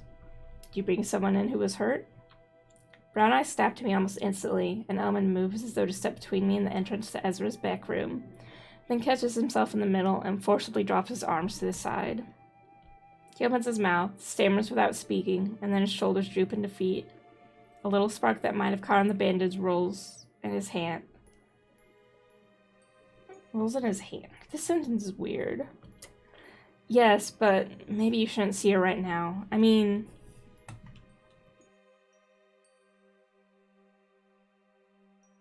He licks his lips, a flick of black tongue, so eerily out of place on a face so painfully human in its distress. At least let Ezra see her first. He needs some space when he works his magic. Are you hurt? Owen blinks at me for a moment, uncomprehending. Had the thought that he might be the one who's hurt not crossed his mind at all? Evidently not. His mouth goes round in an O and he blushes, looking away and shaking his head. But then he smiles and holds the medical supplies closer. I'm alright. It's her I'm worried about. Of course, the guest. I glance at the door leading to the back, and after a moment of concentration I can pick up on it too. And to power, one not unlike Omen's own. Another demon. This town is becoming a little too crowded, isn't it? I decide to keep my faith in Omen for now, however, and I smile at him as reassuringly as I can. I'm sure she'll be alright. Ezra's tending to her after all. At the reminder, Omen visibly relaxes. Yes, you're right, of course. He is very good at this. He took care of me, too, when I came here. His words peter out. Omen looks down at his arms, then at the wall, then at me pensively. His tail lashes back and forth, body tense, and for one dangerous moment I wonder exactly what he would do. But my hand stays off my weapon this time, and his burgeoning power stays contained within that slim, fleshy guise. We look at each other until I, at last, feel we have come to a silent understanding. Omen sighs, his shoulders falling. Hunter Princess, I owe you an explanation, I think, the truth. He fidgets, looking everywhere but me, before steeling himself and meeting my eyes. I relax my stance as much as I can, encouraging. No use pushing when Omen seems willing to speak, but I'm glad to hear I might finally be getting answers. Tell me. He smiles, eyes soft, appreciative, then he takes another deep breath and begins. 2 years ago, I came to Lunaris. That is, I came to stay in Lunaris, after disagreement with my father, I suppose. His eyes flicker around the room almost nervously, and I find myself straining to detect any eavesdropping presence. But there is none. Omen seems to find the same thing, because his shoulders droop again. You know what I am. I suppose you've already guessed. He sighs. Your people call him Lucifer, I think. The fallen divine, the lord of hells. He's our sire. Takes me a moment to process what he said. The demon lore is plentiful and easily accessible when you're a hunter. Detailed logs of their fiendish hierarchies, favorite videos, vices to exploit, patterns of their appearances. I would damn well hope I know who the Lord of Hell is. Oh, that is, very nice. Omen's brown eyes widen, his jaw going slack in surprise. The glamour truly is something. I'm starting to wonder if he learned it from the witch behind the curtains. It is? He coughs. That was sarcasm, wasn't it? Yes. That was not sarcasm. No, it was not. Something else also hits me. Our sire? Omen bites his lip and looks away. Then he nods curtly, eyes flicking to the Lord leading into the shop, to the door. Well then.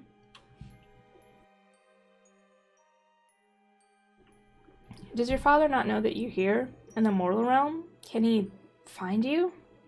A terrible thought crosses my mind. The burned bodies, the hunters targeted. No. The vehemence of his denial is startling. I quickly hold up my hands for peace, but Omen isn't paying attention. He's shaking his head vigorously, trembling. No, it cannot be him or any of his minions. I would have known. I would have stopped him. His brown eyes are glowing with fire as he stares at me pleadingly. Literal, simmering flames. I can feel the fire on his core standing here, far enough away, and now that I know where it comes from, the familiarity makes sense. That's one hell of a secret to hold on to. Who's that in the back, then?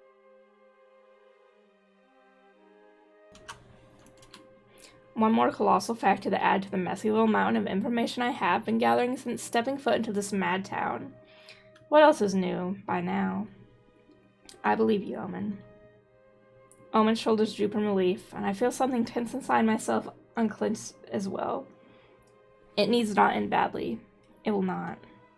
Besides, this case would have closed far faster if it were run-of-the-mill demons messing about. Right. Omen closes his eyes and says something too quiet for me to hear. Then he breathes in, breathes out, and slowly makes his way to the counter. He sets all the items at his arms down, there, with such deliberateness I know he's doing so to calm his nerves.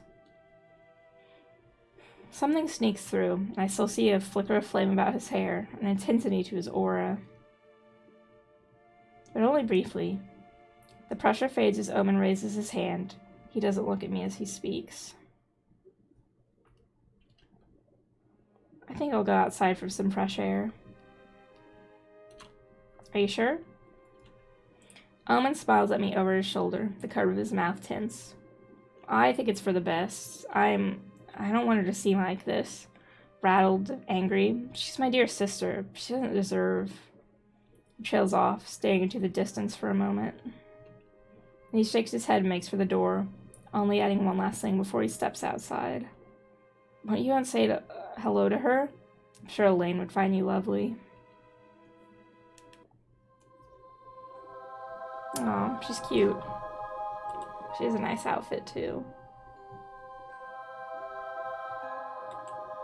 The second I lay my eyes on her, it's more than a little obvious that she is truly related to Omen. Maybe even his twin, unless the glamour is simply fooling me. Ezra has a poultice carefully pressed to her dainty hand, a pile of gauze covered in a thick, black ichor discarded upon the counter by his side. She blinks at me once, twice, her eyes big, brown, and every bit as earnest as Omen's. Hello. Her voice is disarmingly sweet, almost musical even. I smile at her politely, looking to Ezra for a little guidance.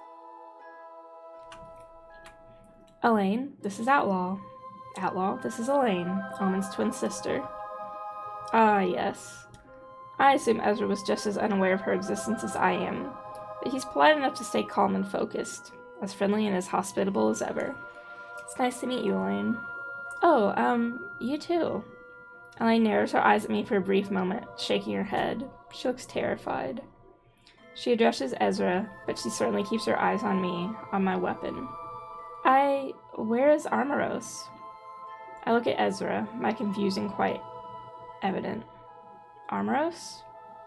Ah, yes, that. Her face lights up when I say his name, but I gather that she doesn't fully understand my trepidation. Ezra turns to address the demon, patting her hand gently. T's just outside, and you're all healed up, but I do think you should go and see your brother now, Elaine. Okay, yes, I should. Ezra releases her, throwing me a sorry look over his shoulder as he turns to quickly dispose of the mess of medical supplies. It was lovely to meet you, Outlaw. Her demeanor is delightful, elegant. I'm still slowly processing exactly what her brother just told me. Yes, you too. She glances at me briefly before shyly averting her gaze, turning to meekly part the curtains that lead into the shop. The second she's gone, a tall, pale figure bursts through the back door. He looks shocked to see me, but quickly recovers. Is she healed? She's fine, and she's with her brother. I suggest you give them space for the time being. Ezra's words are final, stern, and Amorous quickly wilts under his vibrant green gaze, still lightly glowing from whatever magic he just performed. I don't really know how to unpack all of this, but... What happened to her, and why are you so desperate to be by her side?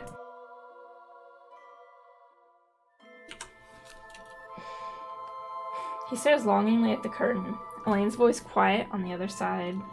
Then I remember the note on the stoop of the ibex, the little heart.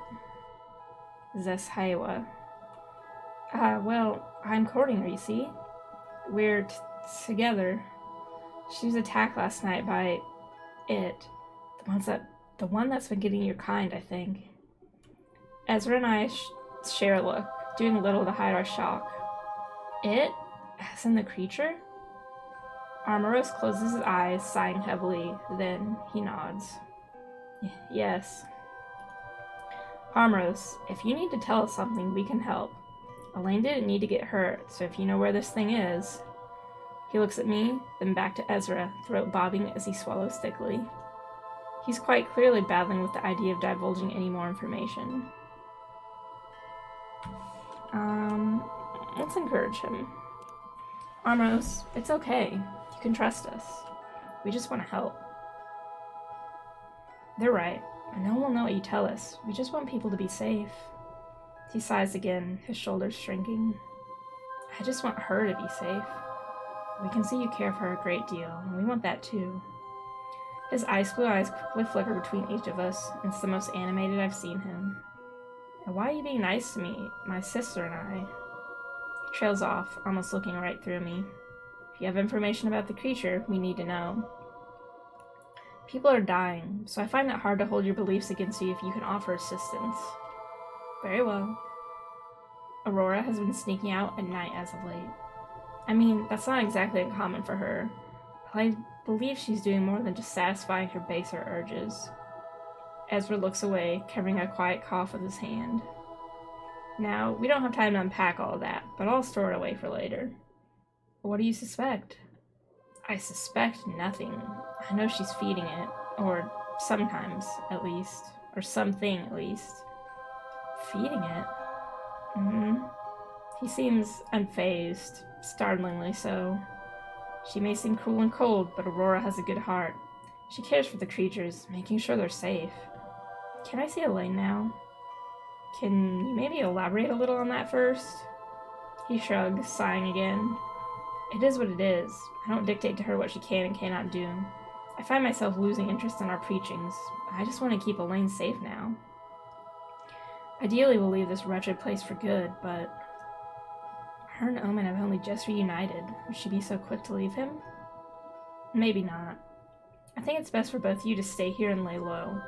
I'm not sure why the creature attacked her. It hasn't attacked anything inhuman so far. He looks at me, fixes my gaze, and with perfect confidence, how do you know? The chill rolls along my spine, but I shake it off. You're right. I don't.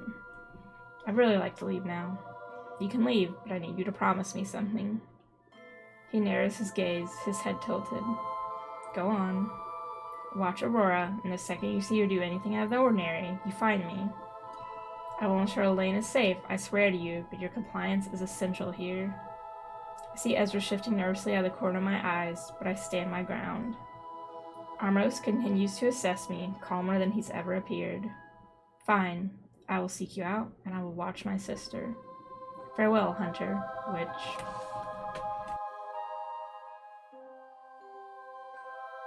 Well, that was interesting. I anticipate some commotion from behind the curtains, but I hear nothing but silence. Interesting is putting it lightly. How are you, anyway? I have a quick laugh, because that question feels far too casual for the amount of information I've digested in the last... forever. Tired, confused, the usual. I suppose I haven't done much to help with that, have I? I wanted to apologize for not being totally honest with you, and for making your life a little harder than necessary. You already have so much on your plate. He seems genuine, and aside from his odd behavior yesterday, I have no reason not to trust Ezra. I spoke to August last night, and Piper this morning. They know about the sash. Fear flashes across his features, but I quickly reassure him. That's fine, Ezra. They're on our side. They want to help. Even Gus? Yes, even August. Are you sure you're not magic? Because it seems like an impossible task. I shake my head profusely. No magic here. His smile grows, and he seems to relax exponentially. It's nice to see, familiar. Then, let's talk. He takes a deep breath. The reason I was so hesitant to discuss Aya, or the Enforcers for that matter, is because I used to work for them. You were an Enforcer? Heavens, no. I went in and assessed the infirmary and morgue whenever they needed an extra pair of hands. Healers, good healers, are far and few between in these parts. That's what I always wanted to do, to apply my skills where it was most needed. Helping those who dedicate their lives to ensuring our safety was an honor. But then the Hunter murders began. I got to examine the first body, if you can even call it that with the state it was in. But something shifted within headquarters afterwards. I listened intently, taking all this in, a little perplexed, a little caught off guard. They started treating me differently, calling me in less. Then when I was there, they kept me clear of any hunters. It became quite clear they didn't want me there any longer. Information was being kept from me, important information about the victims I was supposed to be examining. Then the Aya incident happened, then another dead hunter turned up. This is when they revoked my access, took away all of my notes. Notes? He nods, glancing over at the kitchen counter. I may have had Piper retrieve them for me if you'd like to take them. There's not much, but you're welcome to them. Let's take them. I'll take them. He opens up one of the kitchen drawers, pouring out a pile of parchment that looks like a fake wooden bottom. The notebook is nestled safely beneath it. Here. I tuck it away inside my jacket for later. So why were you so afraid to tell me this? You did nothing wrong. You were helping people. He offers me a sorry gaze, his brows furrowed, fingers curled into fists at his side. They do not like people talking about the deaths. Many of us have our suspicions now, and they know. They'll seemingly do anything to keep what's happening quiet. Like not telling me who the latest victim is. Exactly. I wasn't even sure I could trust Gus, but I wanted to so badly that I pushed my apprehension aside. You were right to trust them. They're on our side. They're scared too. Oh, Gus, I just want all this to be over. What are we going to do? I smile, and Ezra's expression lights up. You have a plan? I have a plan. I know I said I wanted to flirt, but...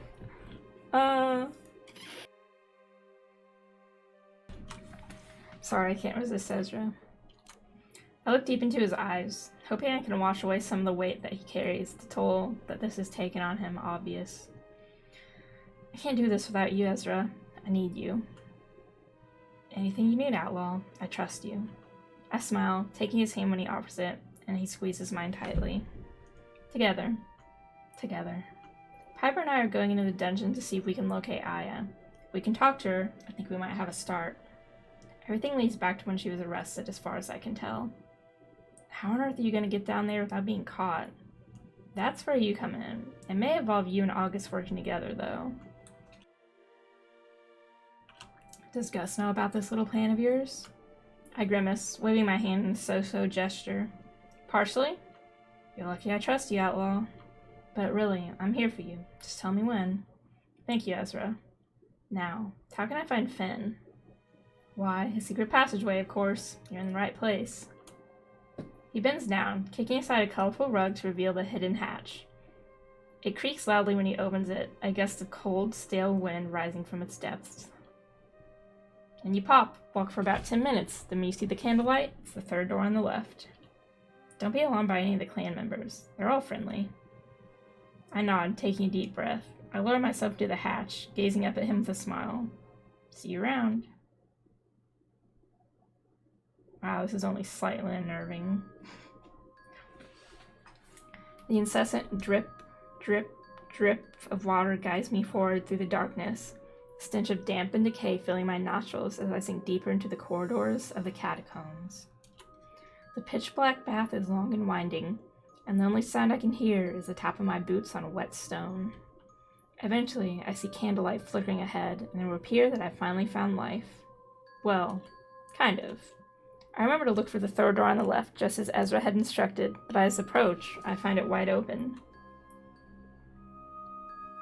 Ooh, fancy bedroom.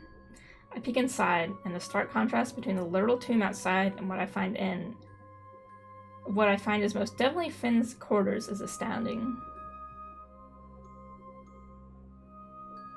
Before I get the chance to take in a view, a cool breeze brushes past me, ruffling my hair and sending goose flesh prickling across my skin. A small, darkly clad girl appears before me in a flash, her eyes bright as crimson as they bore into me. Ooh, cute. I like her outfit. She's vibing. She stands with her head tilted, a toothy grin crossing her dark lips. Are you lost, human? She stares me down, wide-eyed and quite clearly trying to intimidate me, but she seems playful? I'm here to see Finn. She relaxes at the sound of his name, and her striking gaze sweeps over me like a caress. She shrugs, pursing her lips. So you're the one he won't shut up about, huh? Well, you do smell good, I guess. Smell good? Is Finn here? She looks at Fang, but I notice how similar some of her more human quirks are to his. She's far less poised than him, but I almost feel like that may be on purpose. I'm in Finn's territory here, neutral territory, so I quell the desire to be defensive, even though her eyes are the color of a creature who drinks human blood. He's somewhere here, around, doing stuff.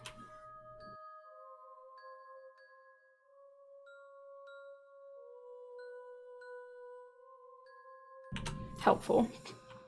Her smile widens, and she turns to poke at a crystal decanter of whiskey that sits nestled in the corner of one of his many bookcases. So, are you part of the clan? A quick nod, almost too quick to catch. I am. She pours the rich amber into a glass, swirls it, sniffs it with a dramatic grimace, and sets it aside untouched. Her nose is still crinkled and barely disguised disgust when she looks at me again. I wish that thing you're looking for would stop killing hunters, you know. Besides, that means more of your type will come. Then more enforcers, which is the last thing we need in this shitty town. I hear footsteps, loud ones that echo off the stonework in the hallway. Outlaw. I suspect I knew I was here, but his shock is charming nonetheless. He looks at the girl, who throws him a decidedly wicked, wolfish grin, the picture of innocence. Raven, are you being nice? The girl, Raven, shrugs, sidling up to him and resting her head on his shoulder. She rolls her eyes hard enough that I'm surprised they don't fall back in her skull. Yes, Dad.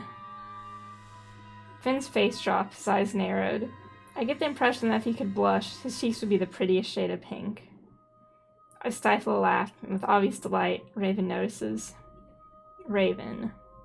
She laughs, the sound loud and obnoxious, but somehow still charming. She sobs him playfully, but Finn remains stern. Are you going to introduce me to your friend? The suggestive waggle of her eyebrows doesn't go unnoticed, and Finn sighs heavily, offering me an apologetic smile. Outlaw, this is Raven. I'm his kid. There's a low, exasperated rumble of a warning in Finn's throat, and I find myself enjoying the way he bristles in her presence. Finn throws her a deft glare, and she proceeds to look guilty, but just a little. He raises a single dark brow at her. After a quiet scoff, she enthusiastically steps forward and offers me her hand. It's really nice to meet you, Outlaw. This guy hasn't stopped gushing about you, so thanks for giving him something new to mope over. I do not mope. Raven rolls her eyes, and I finally take her hand. Her grip is firm, and I wonder if she might be trying to unnerve me when her startling eyes widen exponentially. Hurt him, and I'll eat you. Got it? I open my mouth to respond, but before I get the chance, she's laughing again. Finn looks mortified, and he carefully pries her hand from mine and ushers her towards the door. It's time for you to go, I think. Raven pouts, raising both of her hands in defense. I was joking, obviously. I like them already. She offers me a little wave and rises on her tiptoes to press a kiss to Finn's cheek. He looks at her with unabashed fondness, a small smile creeping onto his lips. Go. Say hello to Lux for me, and be good. He runs his hand over her shorn scalp, and she swats at him playfully, scoffing much like a teenager would at an embarrassing parent. I'll do more than say hello. Bye, Outlaw! Another disapproving rumble, and Finn almost looks like he wants to chase her to administer another pep talk, but he stops himself. And with that, she's gone, the door slamming loudly and shaky in its frame. Finn groans, running an iron hand over his face as he walks to grab the whiskey Raven had poured him. She's interesting. Quiet laugh when he sips his drink. She's a pain in the arse, but she's my pain in the arse. I sired her, so she's been my responsibility. She jokes about me being her father, but I suppose I am, in a way. He takes a small sip of the whiskey, savoring the taste for a moment before he speaks. Though, I prefer brother. Father just makes me sound so... old. He snorts, the noise charming. Yes, old.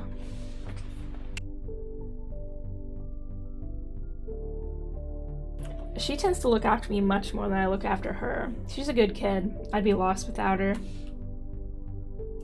I nod, observing him quietly as he sits down his glass. Sire bonds are powerful, and it's interesting to observe such a casual, healthy dynamic. Did you choose to turn her? He frowns, shaking his head. Well, no, not exactly. It's complicated, but I made a choice that I'll have to live with forever, literally. I've seen too many die at the hand of my sire, and something about her struck me. He planned to leave her for dead, but I couldn't let that happen. He smiles, and it's bright, earnest. We're kindred spirits, I guess, as much as I have regret for cursing her with immortality. She's the closest thing I have to family. Anyway, Outlaw, what brings you to my neck of the underworld? He leans back against his desk, still cradling the glass. I need you. I watch the careful swirl of amber liquid in his glass. His eyes focus solely on me. I need you. He raises his scarred brow, dark hair falling in his face as he turns to set aside his drink.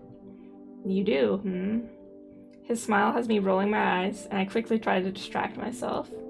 Let me rephrase that. I need your help. I have a plan, and I think you may be of use. He laughs, a raspy chuckle. I'm all yours, Hunter. Do with me as you please. Just tell me where and when. I clear my throat, the double entendre making my skin feel hot. He smiles, and I know the bastard can hear the unsteady flutter of my pulse. Piper and I are going to attempt to break into the dungeons beneath HQ. His ears flicker, almost flattening against his head before they put themselves to rights. He cannot mask his surprise, nor his apparent interest. I see. The dungeons?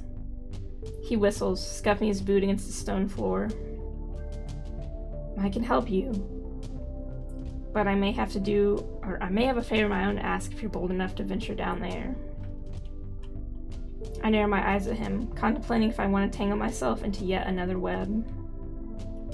What is it?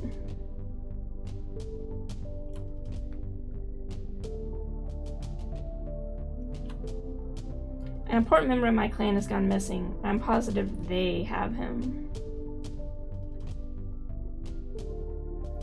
As I'm sure you know, any trust for the enforcers is wavering. I want my friend back. He's done nothing to warrant being thrown in a dungeon. His hands ball into fists at his side, his prosthetic flaring brightly before it fades into its usual dormant, dull glow.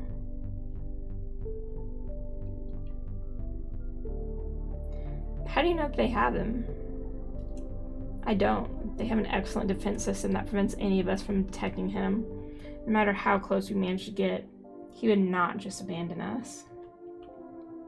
He's either detained or dead, and if it's the latter, I just want to know. You're sure he wouldn't just leave?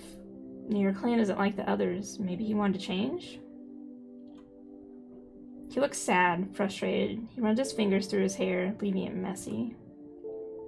Fiera wouldn't just leave. I know he wouldn't. I trust him more than anyone else in my clan, even Raven. We both suffered at the hands of Levi for centuries. We were healing from that together. He's the only friend I had when I was with Levi, and he saved my ass more than once. I owe him. If he's ash and bone in a forest somewhere, then so be it. So if he's there, then I must save him. The only family creatures like me can have are the ones that you find, so I tend to keep them safe as long as I can. Let's ask about Fiyero first. Why do you think they would take Fiyero specifically, if you're so sure he's innocent? He shrugs, clearly quite confident in his story.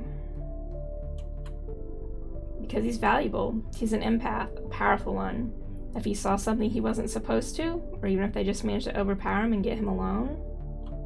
A quiet growl rumbles in his chest. I rarely let my clan members patrol by themselves, regardless of our supposedly stable relationship with the enforcers of this town. But I was stupid, and Fiyero is a good sweet talker. He sent someone in distress in the woods, so... His shoulders sag, his eyes falling to the floor, losing their sparkle. So I allowed it. Therefore, if anything has happened to him, it's my fault. Finn prides himself on being the opposite of his sire, and I can see that this is eating away at him. You can't place the blame on yourself. You didn't know. Plus, if he is as valuable as you say he is... His eyes light up when they meet mine, his fingers twitching upon the surface of his desk. Then they could be using him, so he's still alive.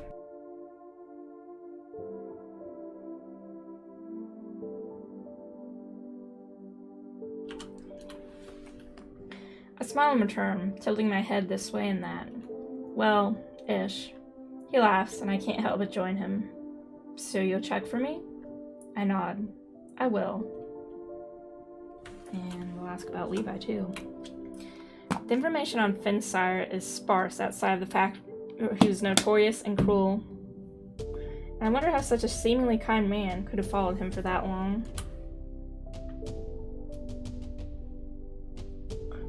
Do you mind talking about him? About Levi? Finn grimaces, folding his arms across his broad chest, his posture losing its usual confidence. I suppose. I take a seat on his bed as he pulls out his desk chair. The first thing I can think to ask him is loaded, but I need to understand. Why did you stay with him for so long? His mouth forms a little O, and he looks at me wide-eyed for a beat before he manages to formulate a response. Well, I don't know if I can answer that, because I still don't know. He was good at making sure you had nothing left to go home to, so he is all I had. I'm not the kind of man who does well with loneliness. A wry smile, but Finn looks sad, a pale film of crimson coating his golden eyes. What did he take from you? He swallows thickly, casting his gaze to the side. I meant it when I made sure there's nothing left. He took my fiancé, killed him right in front of me before he took my own life. I was an orphan. I didn't have any friends, so Gabriel was truly all I had. He destroyed our home, all of our memories, even took away my name from me. A laugh, but it's bitter, tinged with anger. Everything. He took all of it, and he did everything to make sure that I needed him. I followed him like a lost puppy for centuries. Did you ever try to escape when you found others? He nods. Many times. I had a few blissful periods of freedom, but he always found me. He tended to collect vampires with abilities like Fiyero and myself, maybe to make up for the fact that, aside from his advanced age, he was truly unremarkable. And now, he's dead, and you're free. You seem to be managing well for someone who's endured all that. He sighs, rubbing the back of his neck with his iron hand. I'm trying to shape myself the man I always wanted to be before the whole being undead thing. I try not to dwell on the things that have happened to me. I was bitter for long enough. But the fact of the matter is I cannot change any of it. All I can do is be the opposite of what he wanted me to be. I smile, observing him. I register how comfortable I feel in this house. The thought of stepping into the den of a clan before all this would have set me on edge. But now? You're doing a great job, Finn. His mouth curls into an earnest grin. Thank you, outlaw. I give you permission to kick my arse if I ever dare to step out of line. Duly noted. You got the leather pants on. So, what is it that you'd like me to do exactly? Well, no one knows this town quite as well as you. I was hoping you'd have some little secret passageway tucked away for me to use. There are wards, other things in place to stop people like you, like us, getting in. I'll worry about that. Now, about that passageway? His grin is wicked, and I think I have my answer. I'm your guy. Just say when, and I'll be there. If you need anything else, just come running. I bid Finn farewell, and now I only need to find one more friend. I saved the most stubborn till last. Alcar is waiting for me when I return to the inn, and for some reason, it doesn't surprise me anymore when I catch his eye across the tavern, where he has been nursing an ale mug, clearly pouting. That the pout disappears when he sees me surely counts for something, though. The way his lips then instantly make me think perhaps not. He gets up, movement slow and deliberate, and I remain by the door for a moment, wondering if, hilariously, he's somehow trying not to scare me. Which of us is the one who should tiptoe? Took you long enough. Was wondering if the bad shit got to you. Do you need something? Yes, actually. Alcar rubs the back of his neck and gives me a critical once-over, frown deepening.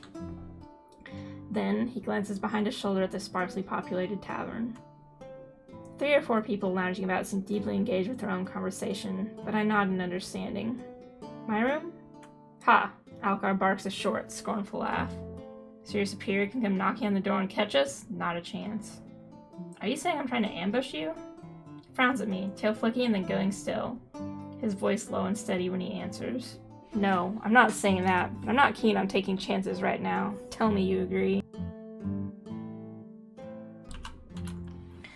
Much as I'd loathe to abandon the promise of a horizontal, not bare rock surface to lie down, close my eyes, and try to even process the day, he's right. And if Alcar has any more information, any more at all, I want to hear it. I need to hear it. Alright then, where? The woods. Are you serious? The deep dark woods where I just killed a youngling not more than a day ago? Alcar rolls his eyes. Would you prefer a graveyard where those damn Woodridge twins can probably hear every word we say? Not all the woods are dangerous. I would know. I lived there, and I ask that you trust me. Of course.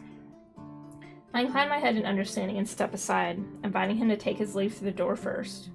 Alcar didn't move immediately. He stays where he is, arms crossed, and regards me with a strange expression.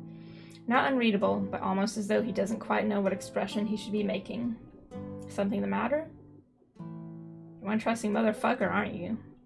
I scowl at him. You and your friends in this lovely little town aren't giving me a lot of choices. I expect another eye roll, a scoff, a dismissive wave. Instead, Alcar inclines his head, and there's something almost like guilt to his grimace. Let's go. Lunaris is a cold and lonely shell of its daylight form tonight. I have to almost run to keep up with how quickly, though sure-footedly, Alcar moves through back alleys. The chill sinks into my bones, and unbidden, I wish I wasn't here. I wish I wasn't following a half-werewolf into the dark unknown towards more mystery. Omen's confession is still ringing in my ears, as do so many other things. Did you know that Omen is? Alcar shakes his head, ears flattening. Not here. Another turn, and we stepped beyond the village's bounds. Trees loom above us, moonlight flooding through the bare branches to afford us some light. Alcar leads me a little further away, until the roofs of houses are barely visible, then turns to me. A while ago, I got into a fight with one of your hunters. He jerks his chin towards the village. Well, not one of yours, I suppose, since you just got here and all, but one of theirs. Some bloke. I don't even remember his face all that well. Alcar pauses for a moment, rubbing at his chin almost nervously, eyes narrowed. Then he shakes himself of it and continues. It was a full moon. I had an argument with my sister. Didn't go well. He grimaces at the memory. And when I transform, when I'm upset, my control's not as good as it could be. But I know I didn't kill him. Would damn well remember that if you ripped a pan apart with your own claws and teeth. But when I came to, he knocked me out, I guess. Your hunters and your annoying little gadgets. Your forcer friends were already swarming over us like hornets. But I don't see the man. No blood either. I can't even smell my own. That doesn't mean you didn't hurt him.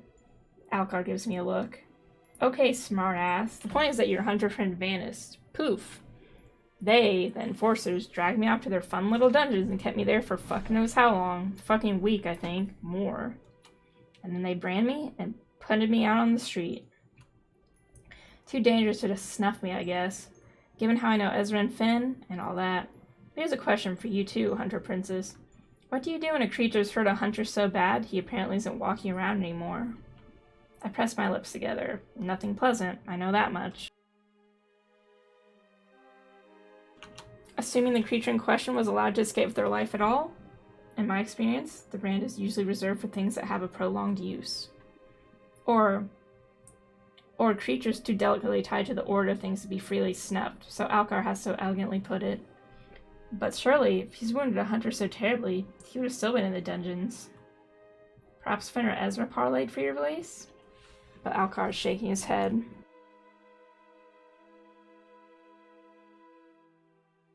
They didn't, and correct me if I'm wrong, but you hunters don't get retirement leave till they can't walk on 2 legs anymore. Even then.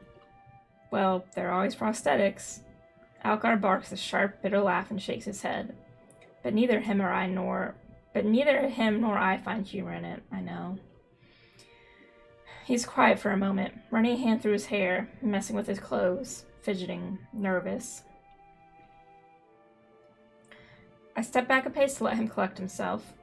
No use pushing him for anything now, not when he's already so open with telling me everything he knows. I didn't kill that hunter. Alcar's frown is deep, but his words are as quietly fierce as they are pleading. I didn't. I wouldn't forget something like that, and I've enough to never do it by accident. Never. I believe you. Why is that the flirting option? Words are easy to say, and easier still that they are true. I know, wrestling instinctively, that Alcar tells the truth. And I will make them believe it too, if you like. Alcar stares at me in response. No clever words this time, just he stares, arms loose at his sides. Surprise evident in his face. He stares at me like he's never seen me before. Is something wrong? Huh? No, He looks away, scratching his head. Then he chuckles, sounding so disbelieving that it almost hurts to hear it, but at the same time, so relieved.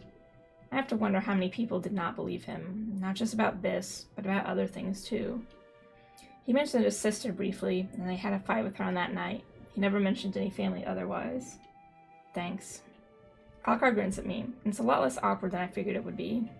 You're welcome. I have another question as well. Were you aware Omen came from hell? Alcar frowns at me, then squints and snorts.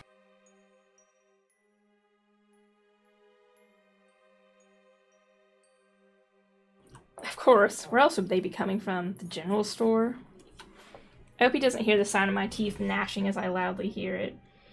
But with the way his ears suddenly stand up in the cackle, I know he's seen something. I mean that he is the son of the Lord of Hells. You were the one who didn't ask. You weren't giving me a chance to, as I recall. And why exactly should I have told you? Oh, by the way, we've got a demon prince in town. He's easily spooked, but don't you worry about that, because he's harmless. Like that would fly. He pauses for a moment to consider his own words, then shrugs. That was a secret to tell. You didn't have anything to do with that mess that's been cropping up around here. Including that fact, besides. Ezra was the one who chose to offer him a place to stay. Same as he offered to help me, help Finn, help anyone who so much as looked like they needed it. Omen came to his door asking for aid. Why would he be any different than any of us? Than you, he took him that night too. I can think of a few ways a hunter might be different from all those things, but I understand the spirit of it. Omen has stout friends in this town, and if I didn't misread the hint of protectiveness in Alcar's voice, some are more than just stout. I understand. Alcar inclines his head in acknowledgement, his eyes sharp, intense. It's more force than I've ever seen from him. Good. Then he chuckles and leans away, signifying that this conversation is at an end. See you tomorrow? Where are you going off to so soon? Back to my hovel before the big bad vampire comes to scold me about staying out in the cold, of course. What else? Excuse my nosiness, but you look like you've just seen hell yourself, not the Prince of Hell. I frown. Am I that obviously rattled? But now it's been said, I do feel the building headache behind my eyes. Not from the ghost of James alone, but from, well, everything. Alcar is staring at me again, tilting his head this way and that, and making a show out of squinting at me. Yeah, definitely looks floored. Fit for a bed, huh? Well, don't stray too far. I might need you tomorrow. I have a plan, you see. A plan, Well, don't worry too much. I'll be a stone's throw away, whether you like it or not. You need me. Until then, later. He disappears into the tree line as sure-footed as ever, and once again I'm left alone in this damn forest. I begin to make my way back to the wolf, my mind reeling again, as it always seems to be these days. I feel hopeful. My plan seems plausible. The little team of misfit helpers I've managed to assemble more than capable of carrying out alongside me. I think. I smiled at myself, feeling a little lighter. Then, a rustle, something moving in the tree line a little too close to the edge of town for my liking. I stepped forward, my footsteps quiet and assured as I advanced back towards the thicker forest. Another rustle, closer this time. Then, it lumbers into view. It's hunched over and misshapen with long, gangly limbs that look out of place on its relatively normal-sized body. A single twisted horn grows out of its head, and I spot 3 eyes. The third seems new, underdeveloped, and it melds crudely above the existing left socket.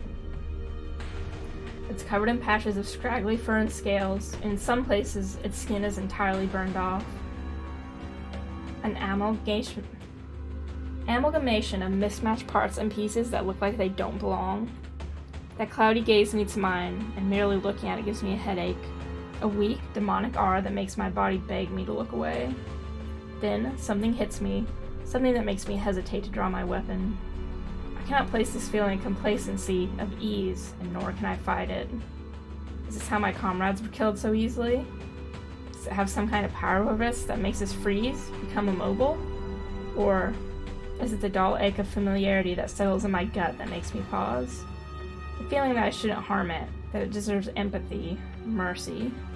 It opens its crooked jaw, melded sinew and molted skin stretching and splitting to reveal a set of violent, jagged teeth. My body screams at me to fight, but my feet are firmly planted, stuck to the forest floor. My fingers do not move, my weapon safe in its holster. It takes a purposeful step towards me with a low, rattling groan, teeth bared. My heart races as I stare into its unfocused eyes, all 3 of them blinking out of sequence. There's a loud ringing in my ears. I've never felt like this before. My instincts are screaming, pulsing, dying for me to do something. Anything, and yet all I can apparently do is stare down my bitter end. Then, something washes over me, and in a split second I gain perfect, blinding clarity. Run. James. The creature takes another step and howls, a broken, blood-curdling screech. Run. I listen. The choice you make on the following screen will determine who you romance for the rest of the game. Choose wisely. Yes.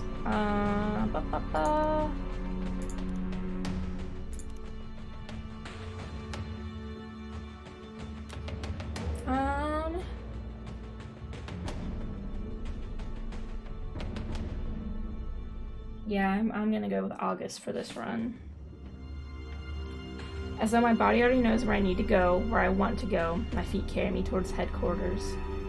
I don't look back, but I do hear the rustle of trees and the creature's maddened aura fading. It's heading back into the woods. The town is safe. For now. I was right to assume August would still be in their office, a dull but inviting blue glow emanating from beneath their door as I round the corner. I do not knock, and the door opens with ease as I press my palm to the wood. August stands quickly, startled by my entrance, their eyes wide, the room aglow. Outlaw, what is it? They walk towards me, the report they were writing on left askew on their desk, quill still dripping ink over the page. I'm a hunter. This is my calling, my life. I've killed far bigger, far scarier things than this, so why do I feel this way? I take a deep breath, shaking, feeling ridiculous that this seems to have affected me. I saw it, I think, the creature. August reaches out, placing a hand upon my shoulder, her touch soothing, enough to ground me and quell my unwelcome nerves. Are you hurt? I shake my head. Something happened, like there is an invisible force preventing me from attacking. I felt like I knew it, August. They dropped their hand, ran long fingers through their hair, and turned to sit upon their desk. With a heavy exhale, their shoulders sink. You're here, and you're okay. That's all that matters. They squeeze their eyes shut, wearing their bottom lip between their teeth. To think that something might have happened to you. To think. Pause, and then a smile. Laughter bubbles from their lips, an almost manic sound. When they open their eyes, their bright gaze meets mine, and August looks happier than I can remember ever seeing them. I find myself smiling in return, my brush with possible death forgotten when I look at them. The sense that with them by my side, nothing can touch me. August? Forgive me, I just find it entertaining that I could feel this way about someone I've known for a mere week. Feel this way? A single dark brow climbs towards their hairline, and the lightest flush appears on their cheek. It's like I can't possibly imagine what it would be like without you here. Oh. Funny, because somehow I feel the same. Like everything points to August, like we'd be unstoppable if we were together. Forgive me if I spoke out of line. I know that was unprofessional. Smooch. Their boldness seems to waver when I step forward to stand between their long legs, the invitation too tempting to deny after the little confession. I can see the bob of their throat where they swallow, their knuckles bleeding white as they grip the edge of their desk. The room comes to life, and however drawing their unsteady magic babe in at first, I find myself becoming accustomed to it. Tell me to stop, and I will. I rest a tentative hand upon their thigh, and they shift in their spot. In conscious movement, one of interest, not discomfort. Don't stop. I reach to cradle their face in my hands, and it's hard to ignore the way they jolt in surprise at the contact, even though it was clearly anticipated. They quickly cool their momentary surprise, their lips parting as I tilt my head, moving forward so that our lips are brushing in the gentlest of kisses. August's bright eyes remain open. I wonder if they're unable to allow themselves to sink into the comfort of it. I wonder how long it's been since they've been touched like this. I lightly brush my thumbs over their flushed cheekbones, feeling warmth blooming in the wake of my touch, feeling like I'm in a dream when they finally let go and open their mouth in welcome. Their fingers curl into the front of my shirt, and they smile against my lips, sending my heart swiftly to its knees. Without any further hesitation, August kisses me fiercely, reverently, and with everything they have. The room brightens around us, pulsing in time with their fluttering heartbeat. I pull away, but just enough to get a look at them. Their dark lashes kiss the tops of flushed cheeks, eyes still closed, lost in the moment. They cut off my words, swallowing them on their tongue when our mouths meet once more. The kiss is more urgent this time, like August has been parched for decades, and I'm the only thing that could possibly sustain them. Their fingers seek mine, lacing together and coming to rest at their side. We break apart, chest heaving, and meeting August's vivid gaze makes my heart flutter. They're so beautiful, and possibly so, and they're mine?